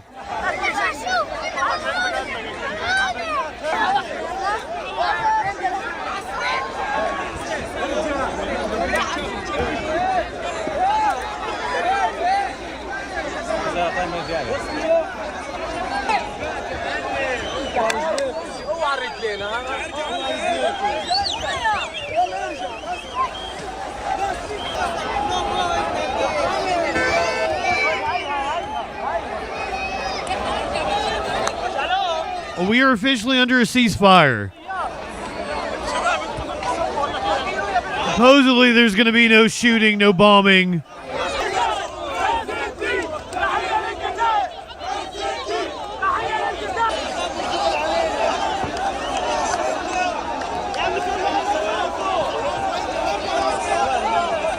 I mean, there's nothing left in Gaza.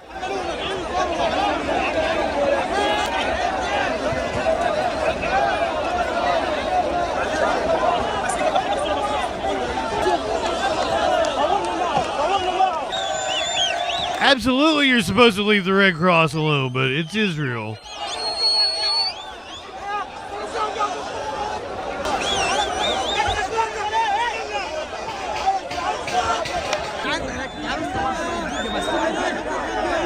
This is like the main drag of the city, and everything is destroyed.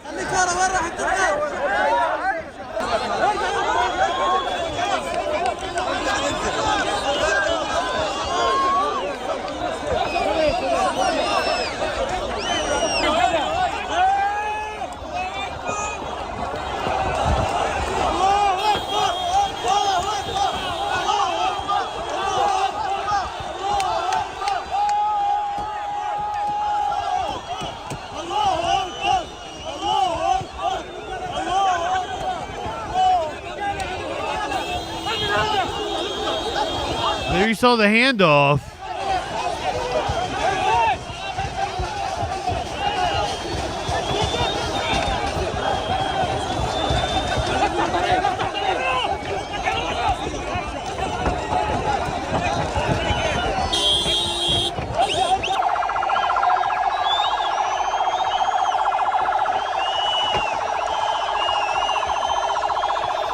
So Hamas providing security, clearing the Red Cross's way out,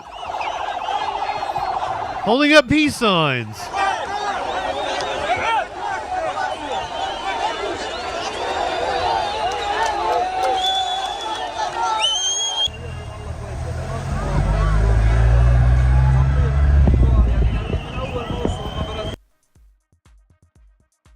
There's a lot of Hamas soldiers that were treated like absolute heroes, weren't they? It's almost like bombing a country just turns them against you even more and creates more fighters against the occupation.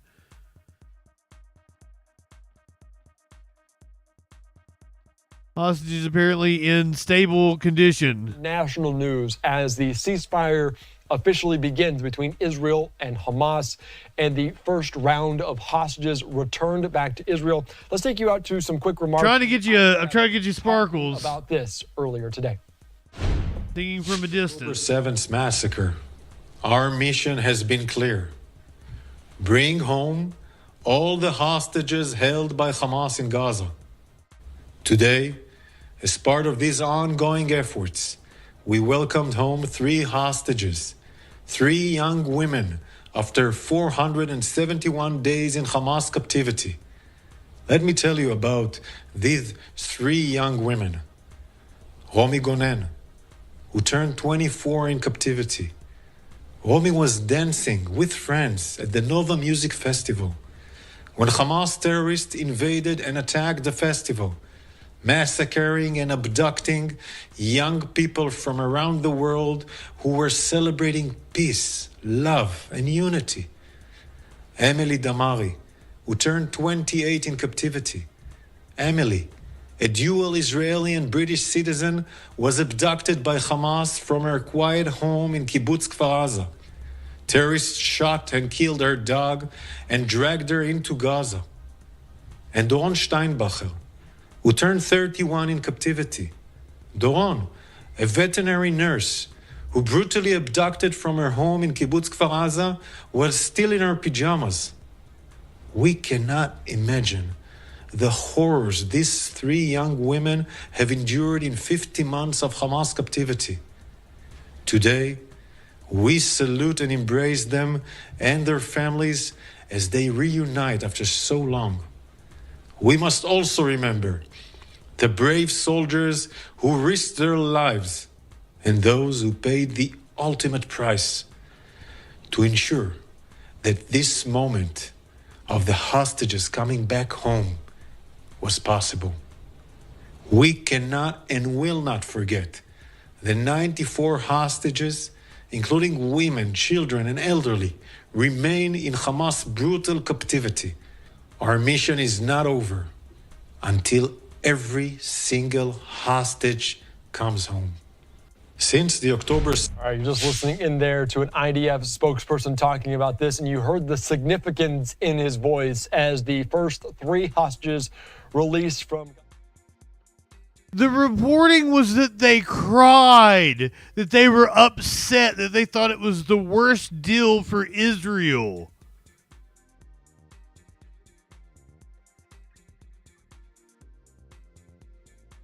He said it was one of the most somber Security Council meetings.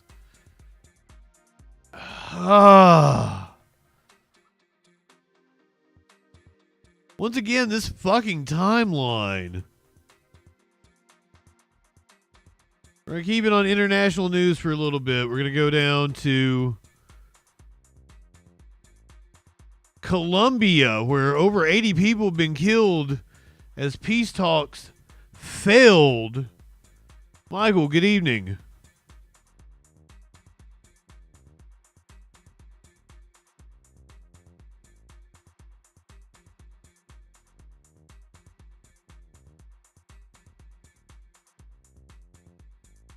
Oh, I hit play on the video and didn't switch screens. This is in Calcutta.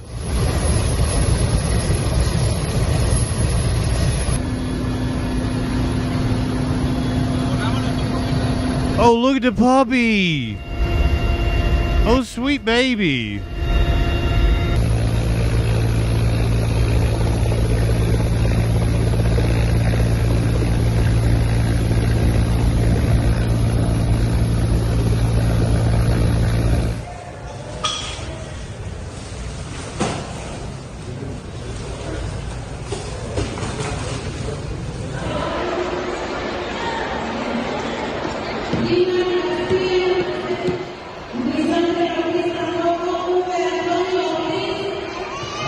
Estamos reforzando, como te decía, ese corredor. We're reinforcing the highway corridor between Tibu and Calcutta to have a safe corridor and people can move through there. We're taking special urban troops to some main municipal capitals for their risks and a lot of fear. Y donde hay, digamos, mucho temor. They didn't explain what the fuck is going. That was the AP. Great footage, but did not explain what was going on.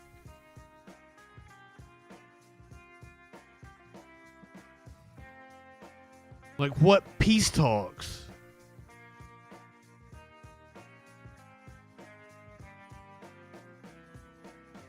Among the victims are community leader Camilo Guerrero and 7 people who sought to sign a peace deal, according to a report that a government ombudsman agency released on Saturday. Officials said the attacks... Oh, here, let me put this up.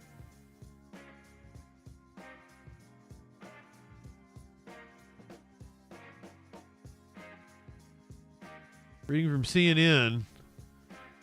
Officials said the attacks happened in several towns located in the Catamumbo region near the border with Venezuela. Oh, I can't, my lord, I don't have any alcohol. I haven't bought liquor since I've lived here. I have nothing in the fridge to take a shot of.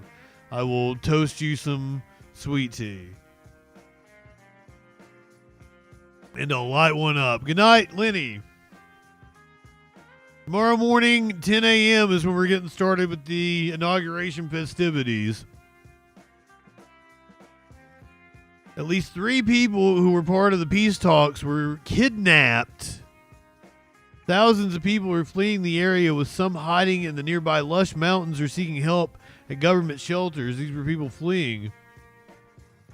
The crossfire said Juan Gutierrez, who fled with his family to a temporary shelter in Tibu after they were forced to leave behind their animals and belongings. We had no time to grab our things. I hope the government remembers us. We are helpless here. Colombia's army rescued dozens of people on Sunday, including a family and their pet dog. That was the video we just watched, whose owner held a pack of cold water against the animal's chest to keep it cool as they evacuated by helicopter. Defense Minister Ivan Velasquez traveled to the northeast town of Cúcuta on Sunday, where he held several security meetings and urged armed groups to demobilize. The priority is to save lives and guarantee the security of communities. Officials also prepared to send 10 tons of food and hygiene kits for approximately 5,000 people in communities in Osana and Tibu, the majority of them having fled violence. The attack comes after Colombia suspended peace talks with the National Liberation Army, or ELN, on Friday.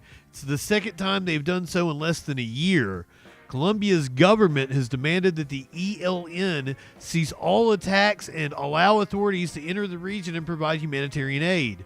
Displacement is killing us in the region, said Jose Trinidad, a municipal official for the town of Convención, located in the North Santander region. We're afraid the crisis will worsen.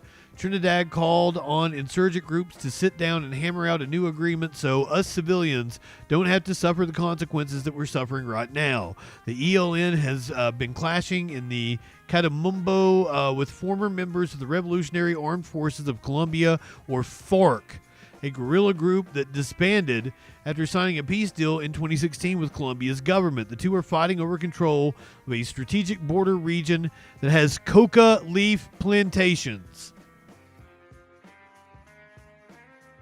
I don't think I need to tell you guys what that means.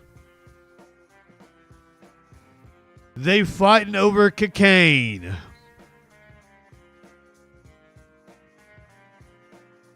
Yeah, that's a blast from the past.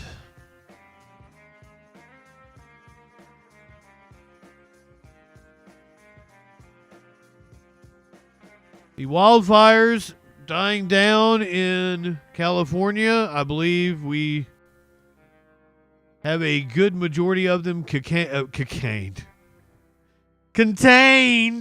I've got cocaine on the brain.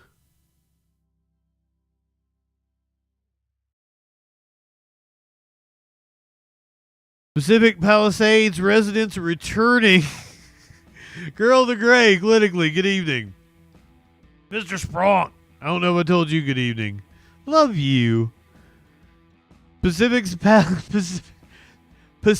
Palisades residents are returning after more evacuation orders have been lifted. Homes are back in them tonight, this nearly 2 weeks after the deadly Palisades fire first started. Fox 11's Matthew Seedorf speaking with residents, some seeing the destruction for the first time. The highly anticipated return home for some Palisades fire evacuees. Welcome home. Welcome home. Those who live in areas that didn't burn now lining up. They'll verify your information. Allowed back in for the first time. It's tough just to see the whole neighborhood, to see the village that I grew up in, the shape that it's in. Very difficult. Much of Pacific Palisades erased by the out-of-control deadly fire. Everything is gone for the most part. And this place is going to take a long time to rebuild. This resident's house of 20-plus years somehow still standing. What kind of emotions do you have coming back for the first time? Awe, shock, some gratefulness, and overwhelmed. Utility crews rushing to restore power and gas. The big piece of this is to bring closure for families. While the sun cast shadows of crosses on this pile of rubble near urgent search and oh my God! Still missing. We're going to either confirm that they got out by finding nothing, which is what we like to see, or finding any kind of remains with the dogs. Here in Pacific Palisades, police and the National Guard are checking IDs. This after days of looting and burglaries. It's disgusting human behavior at the worst. to do it at this time makes you even worse than that. So those are Wimbledon, 5 Wimbledon doubles. This video of Tennis Hall of Famer Pam Shriver's irreplaceable trophies. Your Fed Cup, 2 wins. And Many of them this week stolen with her son's car, taken from a hotel they had evacuated to during the Palisades fire. Right now in LA, it's tough to feel safe based on natural disasters, fires, crime, and I'm thinking about what's my next community where I'm going to feel safer. Residents returning to see their homes, many with uncertain futures. I'm just very happy to be getting back and getting my family back. Reporting in Pacific Palisades, Matthew Seedorf, Fox 11 News.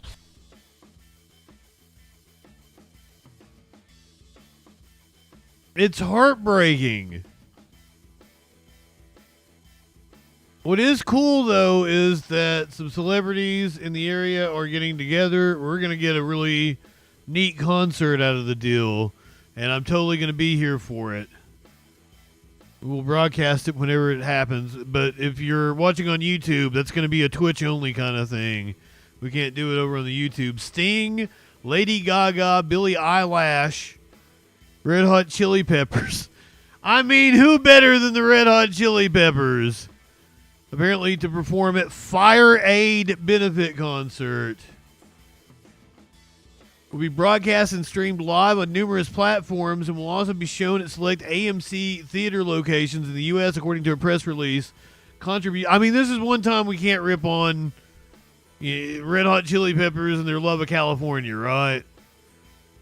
Fire Aid will be distributed under the advertisement of the Annberg Foundation for the short-term relief efforts and long-term initiatives to prevent future fire disasters. All proceeds from the Fire Aid benefit concert at Intuit Dome and Kia Forum will go directly to the event's designated beneficiaries. The lineup also includes Joni Mitchell, Badass, Katy Perry, Lil Baby, Pink, Rod Stewart, Gwen Stefani, Green Day, Jelly Roll, Gracie Adams, Stephen Stills, Stevie Nicks, Tate McRae, and Earth, Wind, and Fire. Dave Matthews and John Mayer will perform live together for the first time. More artists are apparently going to be announced at a later date. If you're in the area and you want to get tickets, they go on sale this Wednesday. I think it's this Wednesday.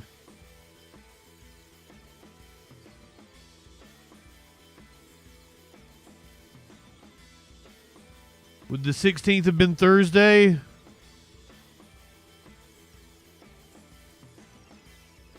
Yeah, Snoop Dogg's from the city of Compton.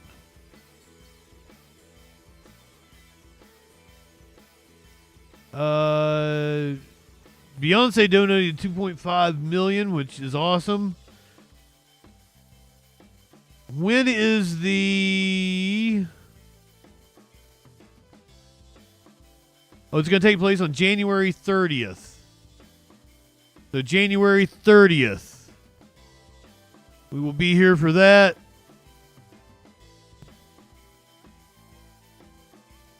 It is a live music Thursday. Ben Fox, good evening. State Farm had a commercial featuring, I think it was Arnold and Danny DeVito. They are now pulling their commercial from the Super Bowl because it's kind of insensitive given what they did. There's been anger during the LA fires at State Farm Insurance after it was revealed that last year it had dropped policies for a large number of California property owners. Now comes this. State Farm just canceled its planned Super Bowl commercial, a follow-up to last year's ad featuring Arnold Schwarzenegger and Danny DeVito that was voted most popular. Like a good neighbor, State Farm is there. Cut! State Farm has just announced its new Super Bowl commercial due to the devastating Los Angeles fires. Last year's commercial was a huge hit with viewers, featuring actors Danny DeVito and Arnold Schwarzenegger, who plays an insurance agent saving pets from a family's home that's going up in flames. Like a good neighbor, State Farm is there. Today, State Farm announced, our focus is firmly on providing support. Danny DeVito will do fucking anything. He's in so many goddamn commercials. They'll just, if you give Danny DeVito a script, he will be in fucking anything. Report to the people of Los Angeles. We will not be advertising during the game as originally planned. The insurance giant faced criticism last year after it declined to renew 72,000 policies in California due to the wildfire risk. It now says it will offer policy renewals to thousands of people impacted by the fires. Today, there's a new threat in fire-ravaged Los Angeles. This hillside home survived the devastating Pacific Palisades fire, only to be split in half by a landslide. Incredibly, the house made it through the fire, but now has been completely... Stevie Nicks performing at the Intuit Dome. The landslide brought it down. God, that was wrong of me. ...destroyed by a landslide, possibly triggered by the house above it, which burned and then collapsed in the fire. I'm sickened, because we had survived the fires and we were so holding on to the hope that we could move back in. Today, authorities warned expect more landslides along devastated hillsides. A warning to all the residents, no matter where you live in LA County, if you have slopes behind your homes, or if you're located on the top of a slope, these slopes have become fragile. Frustration continues to grow among fire evacuees not allowed access to their homes. I live right here, just when I go to my house. Unfortunately, we can't let anybody through. It's a hard closure. If I burn down, it's okay. I'm fine with that. Why is that a no? Actor Mel Gibson was one of the few homeowners able to catch a ride in with firefighters to view his once sprawling Malibu estate. Give me a titty slap. Today, nothing remains of the $18 million property. This was a garage and a guest house apartment on top. He toured the scorched grounds with News Nation senior national correspondent Brian Enton. Maybe that's God's way of telling you to stop being such a raging bigot, Mel Gibson. Aw, Poo-Poo Sama, I love you too. Welcome in, my friend. It's a pleasure to see you. You came for the hardcore news part of the show, though. I tell you what, since you're no, I'm not gonna do it. I'm not gonna make everybody suffer again. I'm not gonna do it again.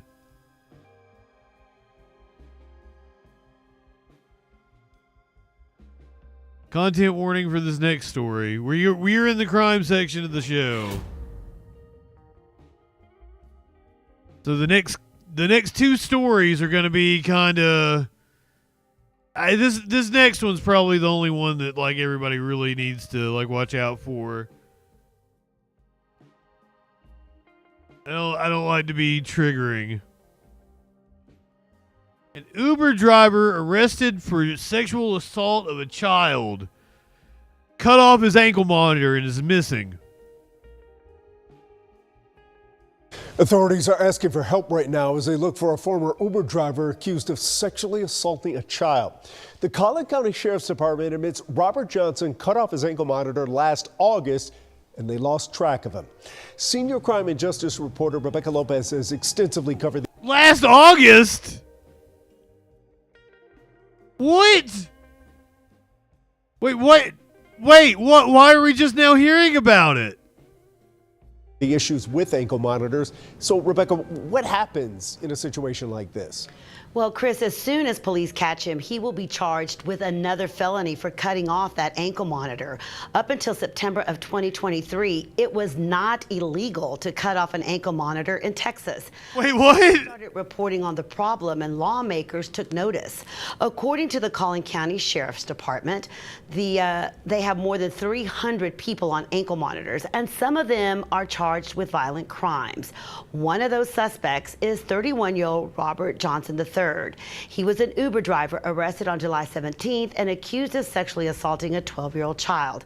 Fuck! Days later, a Collin County judge released him on bond and put him on that monitor. Then, on August the 29th, the Collin County Sheriff's Office received an alert that Johnson had cut off his ankle monitor. They have been searching for him since that day, but can't find him. So they posted his information. How is that not a, like, go to the news that day, we've got a manhunt, if you've seen this guy? How is this you go to the news, what, 5 months later? information on social media to generate tips. In an interview last year, Representative Rafael Anchia said cases like these are why he helped pass a bill making it a crime to cut off an ankle monitor. If they mess with their ankle monitor, cut it off, tamper with it in any way, it's going to be a felony. They're going to immediately go back to jail to serve their sentence, and we're going to put a felony on top of it. The Collin County Sheriff's Department has been searching for Johnson for more than 5 months. If you have any information, obviously call them. And if he is caught, he faces anywhere from 2 to 25 years in prison for cutting off that monitor, Chris.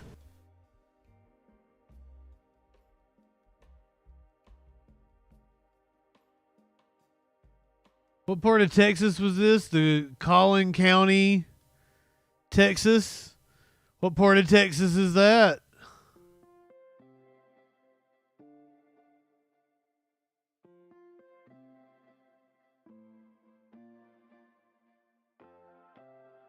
What city is it?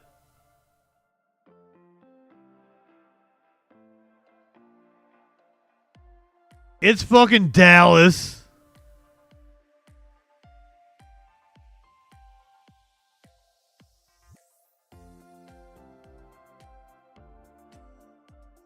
So it's close enough for me to say, what the fuck is going on in Fort Worth?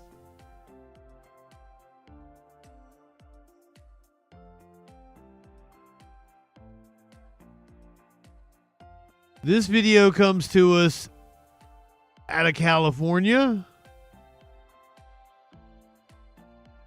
I'm not sure if it happened in California. The news station's out of California.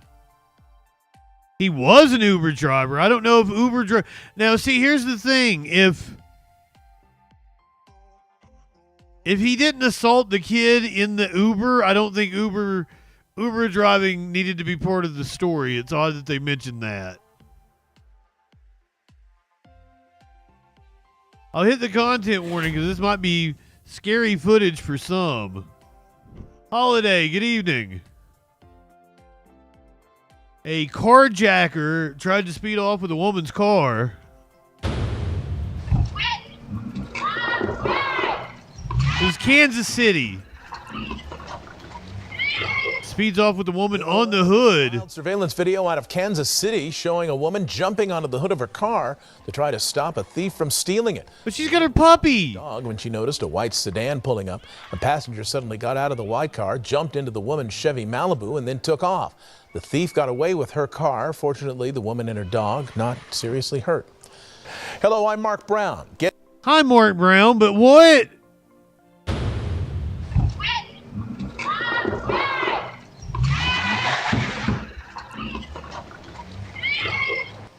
New at 11, this wild surveillance video out of Kansas City showing a woman jumping onto the hood of her car to try to stop a thief from stealing it. The woman was walking her dog when she noticed a white sedan pulling up. A passenger suddenly got out of the white car, jumped into the woman's Chevy Malibu, and then took off. The thief got away with her car. Fortunately, the woman and her dog not seriously hurt. Hello, I'm Mark Brown.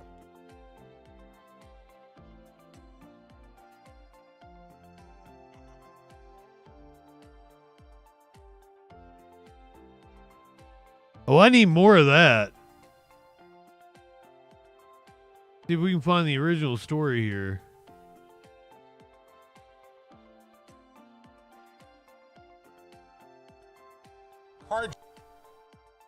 No arrest yet. On video in the Crossroads.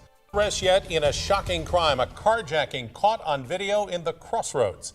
Good evening, everybody. I'm Chris Katz. And I am Bria. Holiday is not a cop. I can vouch. To watch, KMBC 9's Brian Johnson reports on how one woman jumped into action and how police are responding. It starts as a woman appears to be taking her dog out for a potty break. She's just outside her apartment at the potty break near 21st and Wyandotte. When she gets 4 parking spaces away, a white sedan pulls up off 21st Street into the lot. The suspect steals her dark blue Chevy Malibu. I timed that 43 seconds from start to finish. In and out, car gone.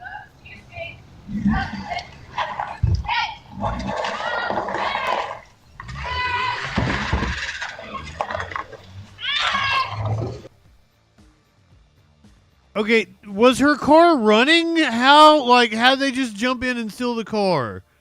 I got questions here. Not victim blaming or anything. I'm not understanding the logistics. It's okay. Yeah, her lights are on.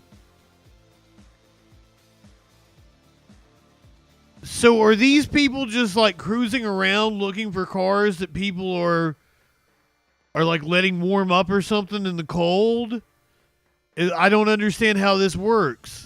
It starts as a woman appears to be taking her dog out for a potty break. She's just outside her apartment at the Columbia Lofts near 21st and Wyandotte. When she gets 4 parking spaces away, a white sedan pulls up off 21st Street into the lot. The suspect steals her dark blue Chevy Malibu. I timed that 43 seconds from start to finish. In and out, car gone. Just casually gets in it.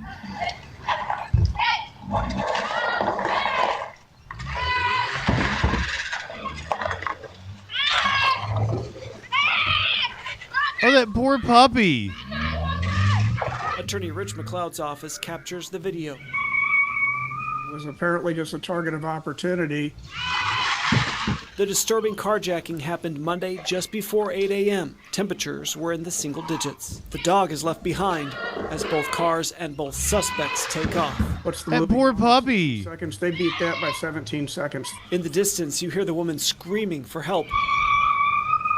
Police say she and several others were injured at a nearby construction site. McLeod hopes the suspects are caught. I don't know what she could have done. She was 25 feet away. We've all done that. We're 25 feet from our car and we think it's safe. And for heaven's sake, we don't think somebody's going to run over us for a car, but we're wrong. He warns others to take precautions.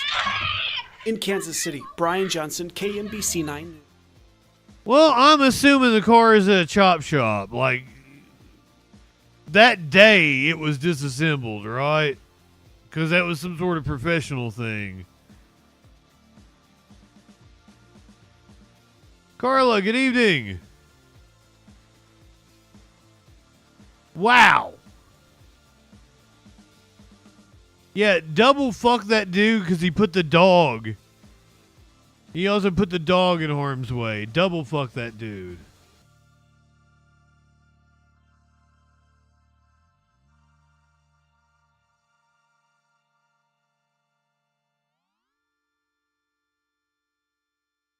We don't often get to say good job, copper.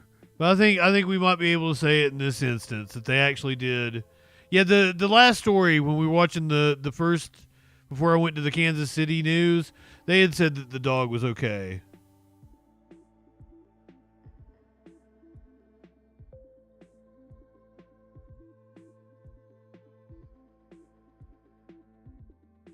YouTube not cooperating with me here. This trooper might have done his job. You know, we don't always get to see the lengths some first responders go to save someone, but I want you to look at this new video showing a Texas DPS trooper saving a driver from a burning car. Sir, help me. I'm trying to. Come here. Here. Trooper Cody Durham was driving on the Dallas North Tollway last Thursday when he saw a car on fire in Plano. Without hesitating, Trooper Durham rushed over and jumped into action. He pulled that man out safely, and Plano Fire Rescue was able to extinguish the flames. Trooper Durham was treated for smoke inhalation, and the driver survived.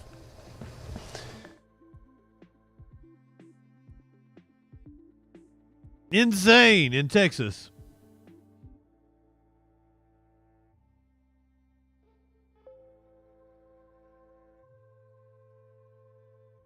Keeping it with the crime stories here. We're going to Turkey. OnlyFans model Azra I. Vanden gets arrested for planning to sleep with 100 men in 24 hours.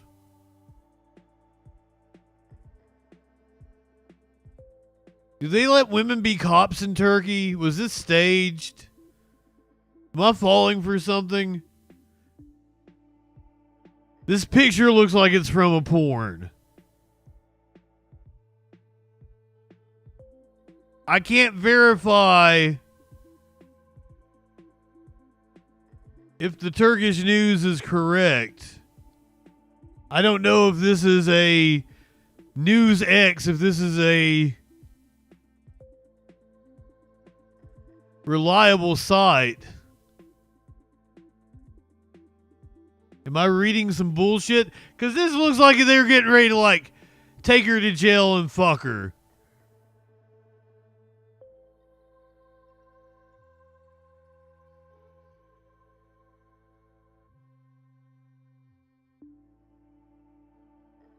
What's this X post here?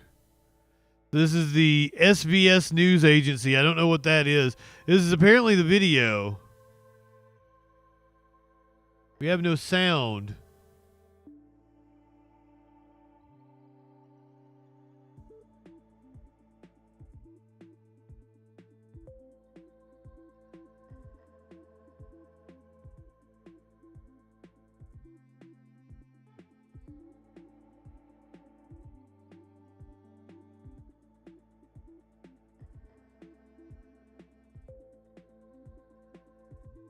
OnlyFans has been banned in Turkey since 2023. Yet Azra and her husband continue to produce and distribute explicit content on the platform in exchange for money. In response to her arrest, Azra has stated that the material in question pertains to her private life and does not constitute a crime.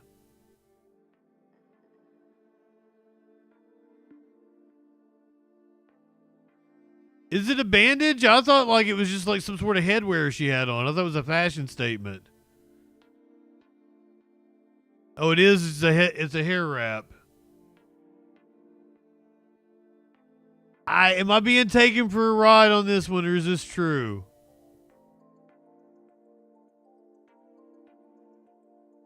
There's a shot of her and her assets. I mean, I wouldn't mind giving her a titty slap. A titty slap! What the? Come on now.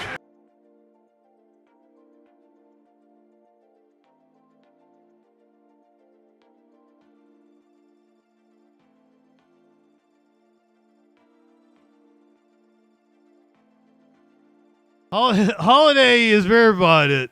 Holiday apparently has been following her.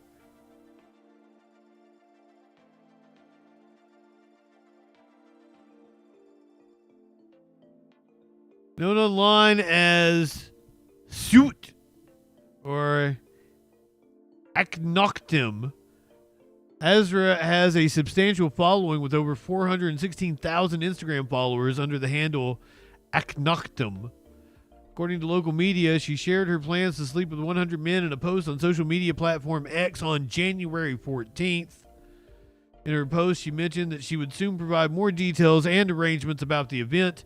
It's been a thing. A lot of them have been like, oh, I'm going to sleep with 100 men in a day. Like, it's a thing they keep trying to do, and then several have tried to do 1,000. He was arrested in Istanbul, Turkey, charged with obscenity and resisting the performance of duty. Sounds like she wasn't resisting the performance of duty. Sounds like she was totally heeding the call, not resisting.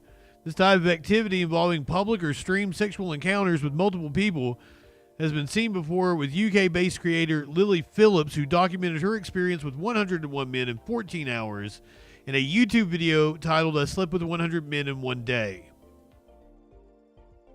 Another example is OnlyFans star Bonnie Blue, who claimed to have set a new record by having sex with 1,057 men in 12 hours, surpassing the previous record. Did like just different dudes just stick it in and go? Like it wasn't even sex? I mean, I'm into it. I like group stuff. I would be man number 1,057. I'm totally down with it. Kind of even makes it hotter.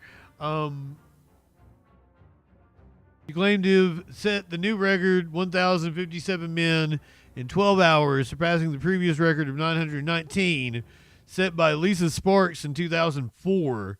Blue acknowledged the physical and emotional toll the experience took. I'm a little freak. I'm sorry.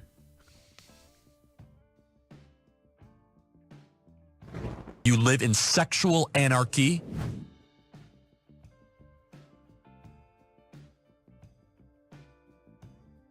My buddy will tell you, like, I earned the name Freakin.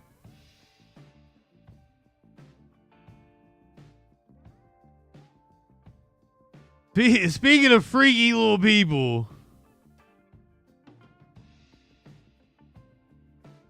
Oh, Carla, that's hot. Totally into that. Speaking of freaky little people, the Earth lost a good one last week. Good morning. It's May 18, 2020, and it's a Monday. Here in LA, by golly, we've got rain, gray and gloomy, with a slight breeze, very dense fog with this rain, around 60 degrees, 61 degrees Fahrenheit. I guess that's around 16, 17 Celsius. Is that right? This should, I hope, burn off by this afternoon, and we'll have sunshine back and 70 degrees. Have a great day. So you can listen to David Lynch give the weather during the pandemic. Today, no music. Yeah.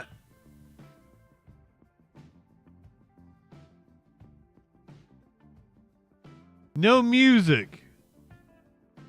I wanted more of them. Are they in a playlist? Good morning. The David Lynch Theater. I wanted more weather reports. I'm sorry. I thought there were like a good 5 or 6 of them in there. Unfortunately. Rest in peace, David Lynch. I am going to catch up on some David Lynch films in his honor. I'm going to watch Mulholland Drive in the next couple of days. But we've got a busy time. I was going to do the inauguration tomorrow and then take tomorrow evening off, and then I thought about it. I'm like, oh, if you want to grow as a YouTuber, people are going to be really interested in politics tomorrow, so you should probably do your show tomorrow night because you're a glutton for punishment. So I guess we'll be here tomorrow night. We'll also be here tomorrow morning for the inauguration.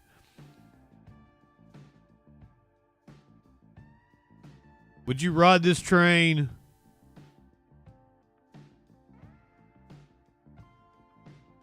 I don't know if the train's going to be able to pass. Oh, oh shit. I've seen the first episode of Twin Peaks like twice. Oh, by the way, I'm sticking around on Twitch. I'm not going anywhere. We're going to listen to music for a little bit. If Media Winch is coming on at 11, I'll keep you company until 11. Or is producer Dave on? I don't even know. We have an obstruction on the tracks. Oh, shit.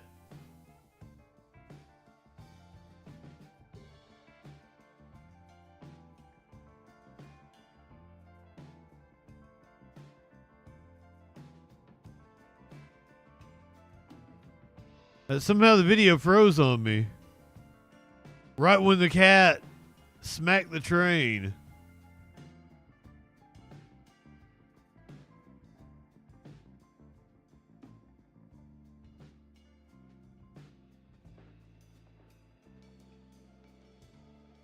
Carla is true. Like I should take advantage of it. I should be streaming all the fucking time. I should really lean into the politics because that's my bread and butter. When I'm doing other things, I don't have as many people in here.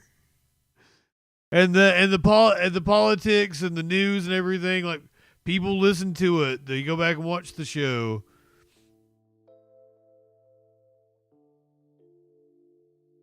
Oh, we got 2 of them on the tracks. Like, I appreciate the 4 to 10 people that will listen to this show as a podcast. And I do my best to try to make sure that the podcast is up for you guys as quickly as possible.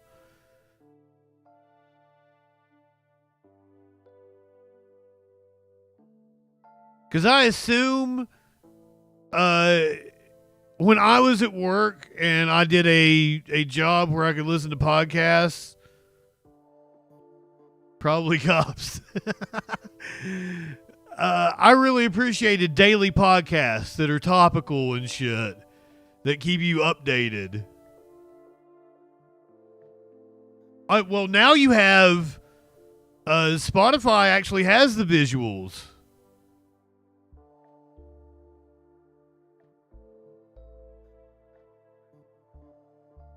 So if you're on the Spotify platform, it's got the video.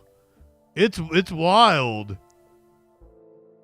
And also, that's only a thing that's made possible by the fact that I have really fast internet. So I can upload the 3-hour video or 2.5-hour video or whatever. Don't you autoplay a different video. You go back to cats. But I can upload it and it's there within, 15 minutes tops. And I figure people are listening to me overnight while they're at work or something. And it's a good way to pass the time. Get caught up on what that news be doing. You get a good little mix of bullshit. Because as I said, when I listen to podcasts at work, I really liked the podcast, The Daily Zeitgeist, because I had it every day. It was talking about the topical things that were going on. Only thing was, it was just like a half hour long.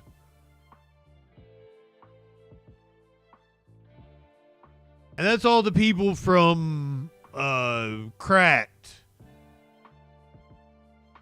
And it's like it's their podcast network. That's where Behind the Bastards, Robert Evans, and like Cody Johnston and Come In Cat.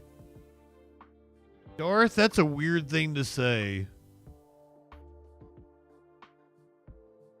Unless you got some sort of language barrier or something, because do you know what those words mean? In that order, that is bestiality, and we don't endorse that. We do some crazy shit. I do some freaky shit. But you gotta draw the line somewhere. And bestiality is like a soft no.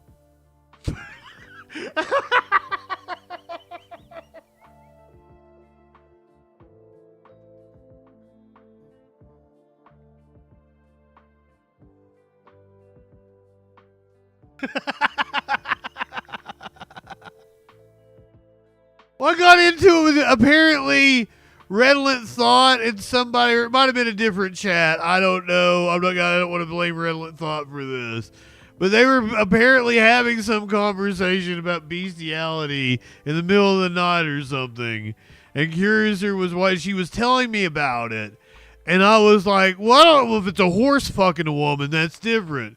Because the horse consented. And Curious was like, no, the horse can't consent. And I was like, its dick is hard and it stuck it in. It consented. And she's like, it doesn't know what it's doing. It's got the mentality of a mentally handicapped child. And I'm like, oh shit, when you put it that way. It's like, I hadn't thought about it that way. I was like, okay, you may have sold me on it.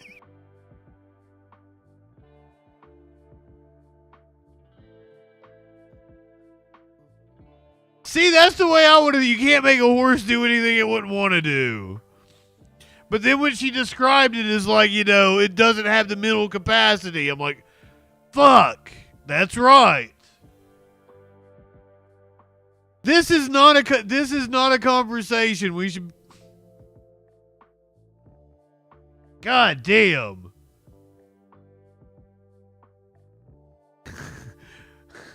Is it Puss Man or is it Puss Man? What?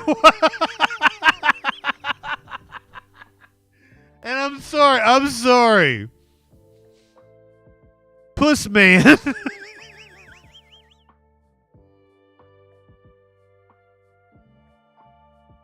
How are you tonight, Puss Man? Puss Man is now a freaking follower. Thank you. Thank you for being here. You got here right at the end of the show. I'm Justin Freakin. We find out what that news be doing Sunday through Thursday, 8 p.m. Eastern. But right now, we're going to say goodbye to our YouTube fans and people listening to the podcast. And we're just going to fuck around and listen to music and talk shit. So, well, Puss Man, tell me what your name is.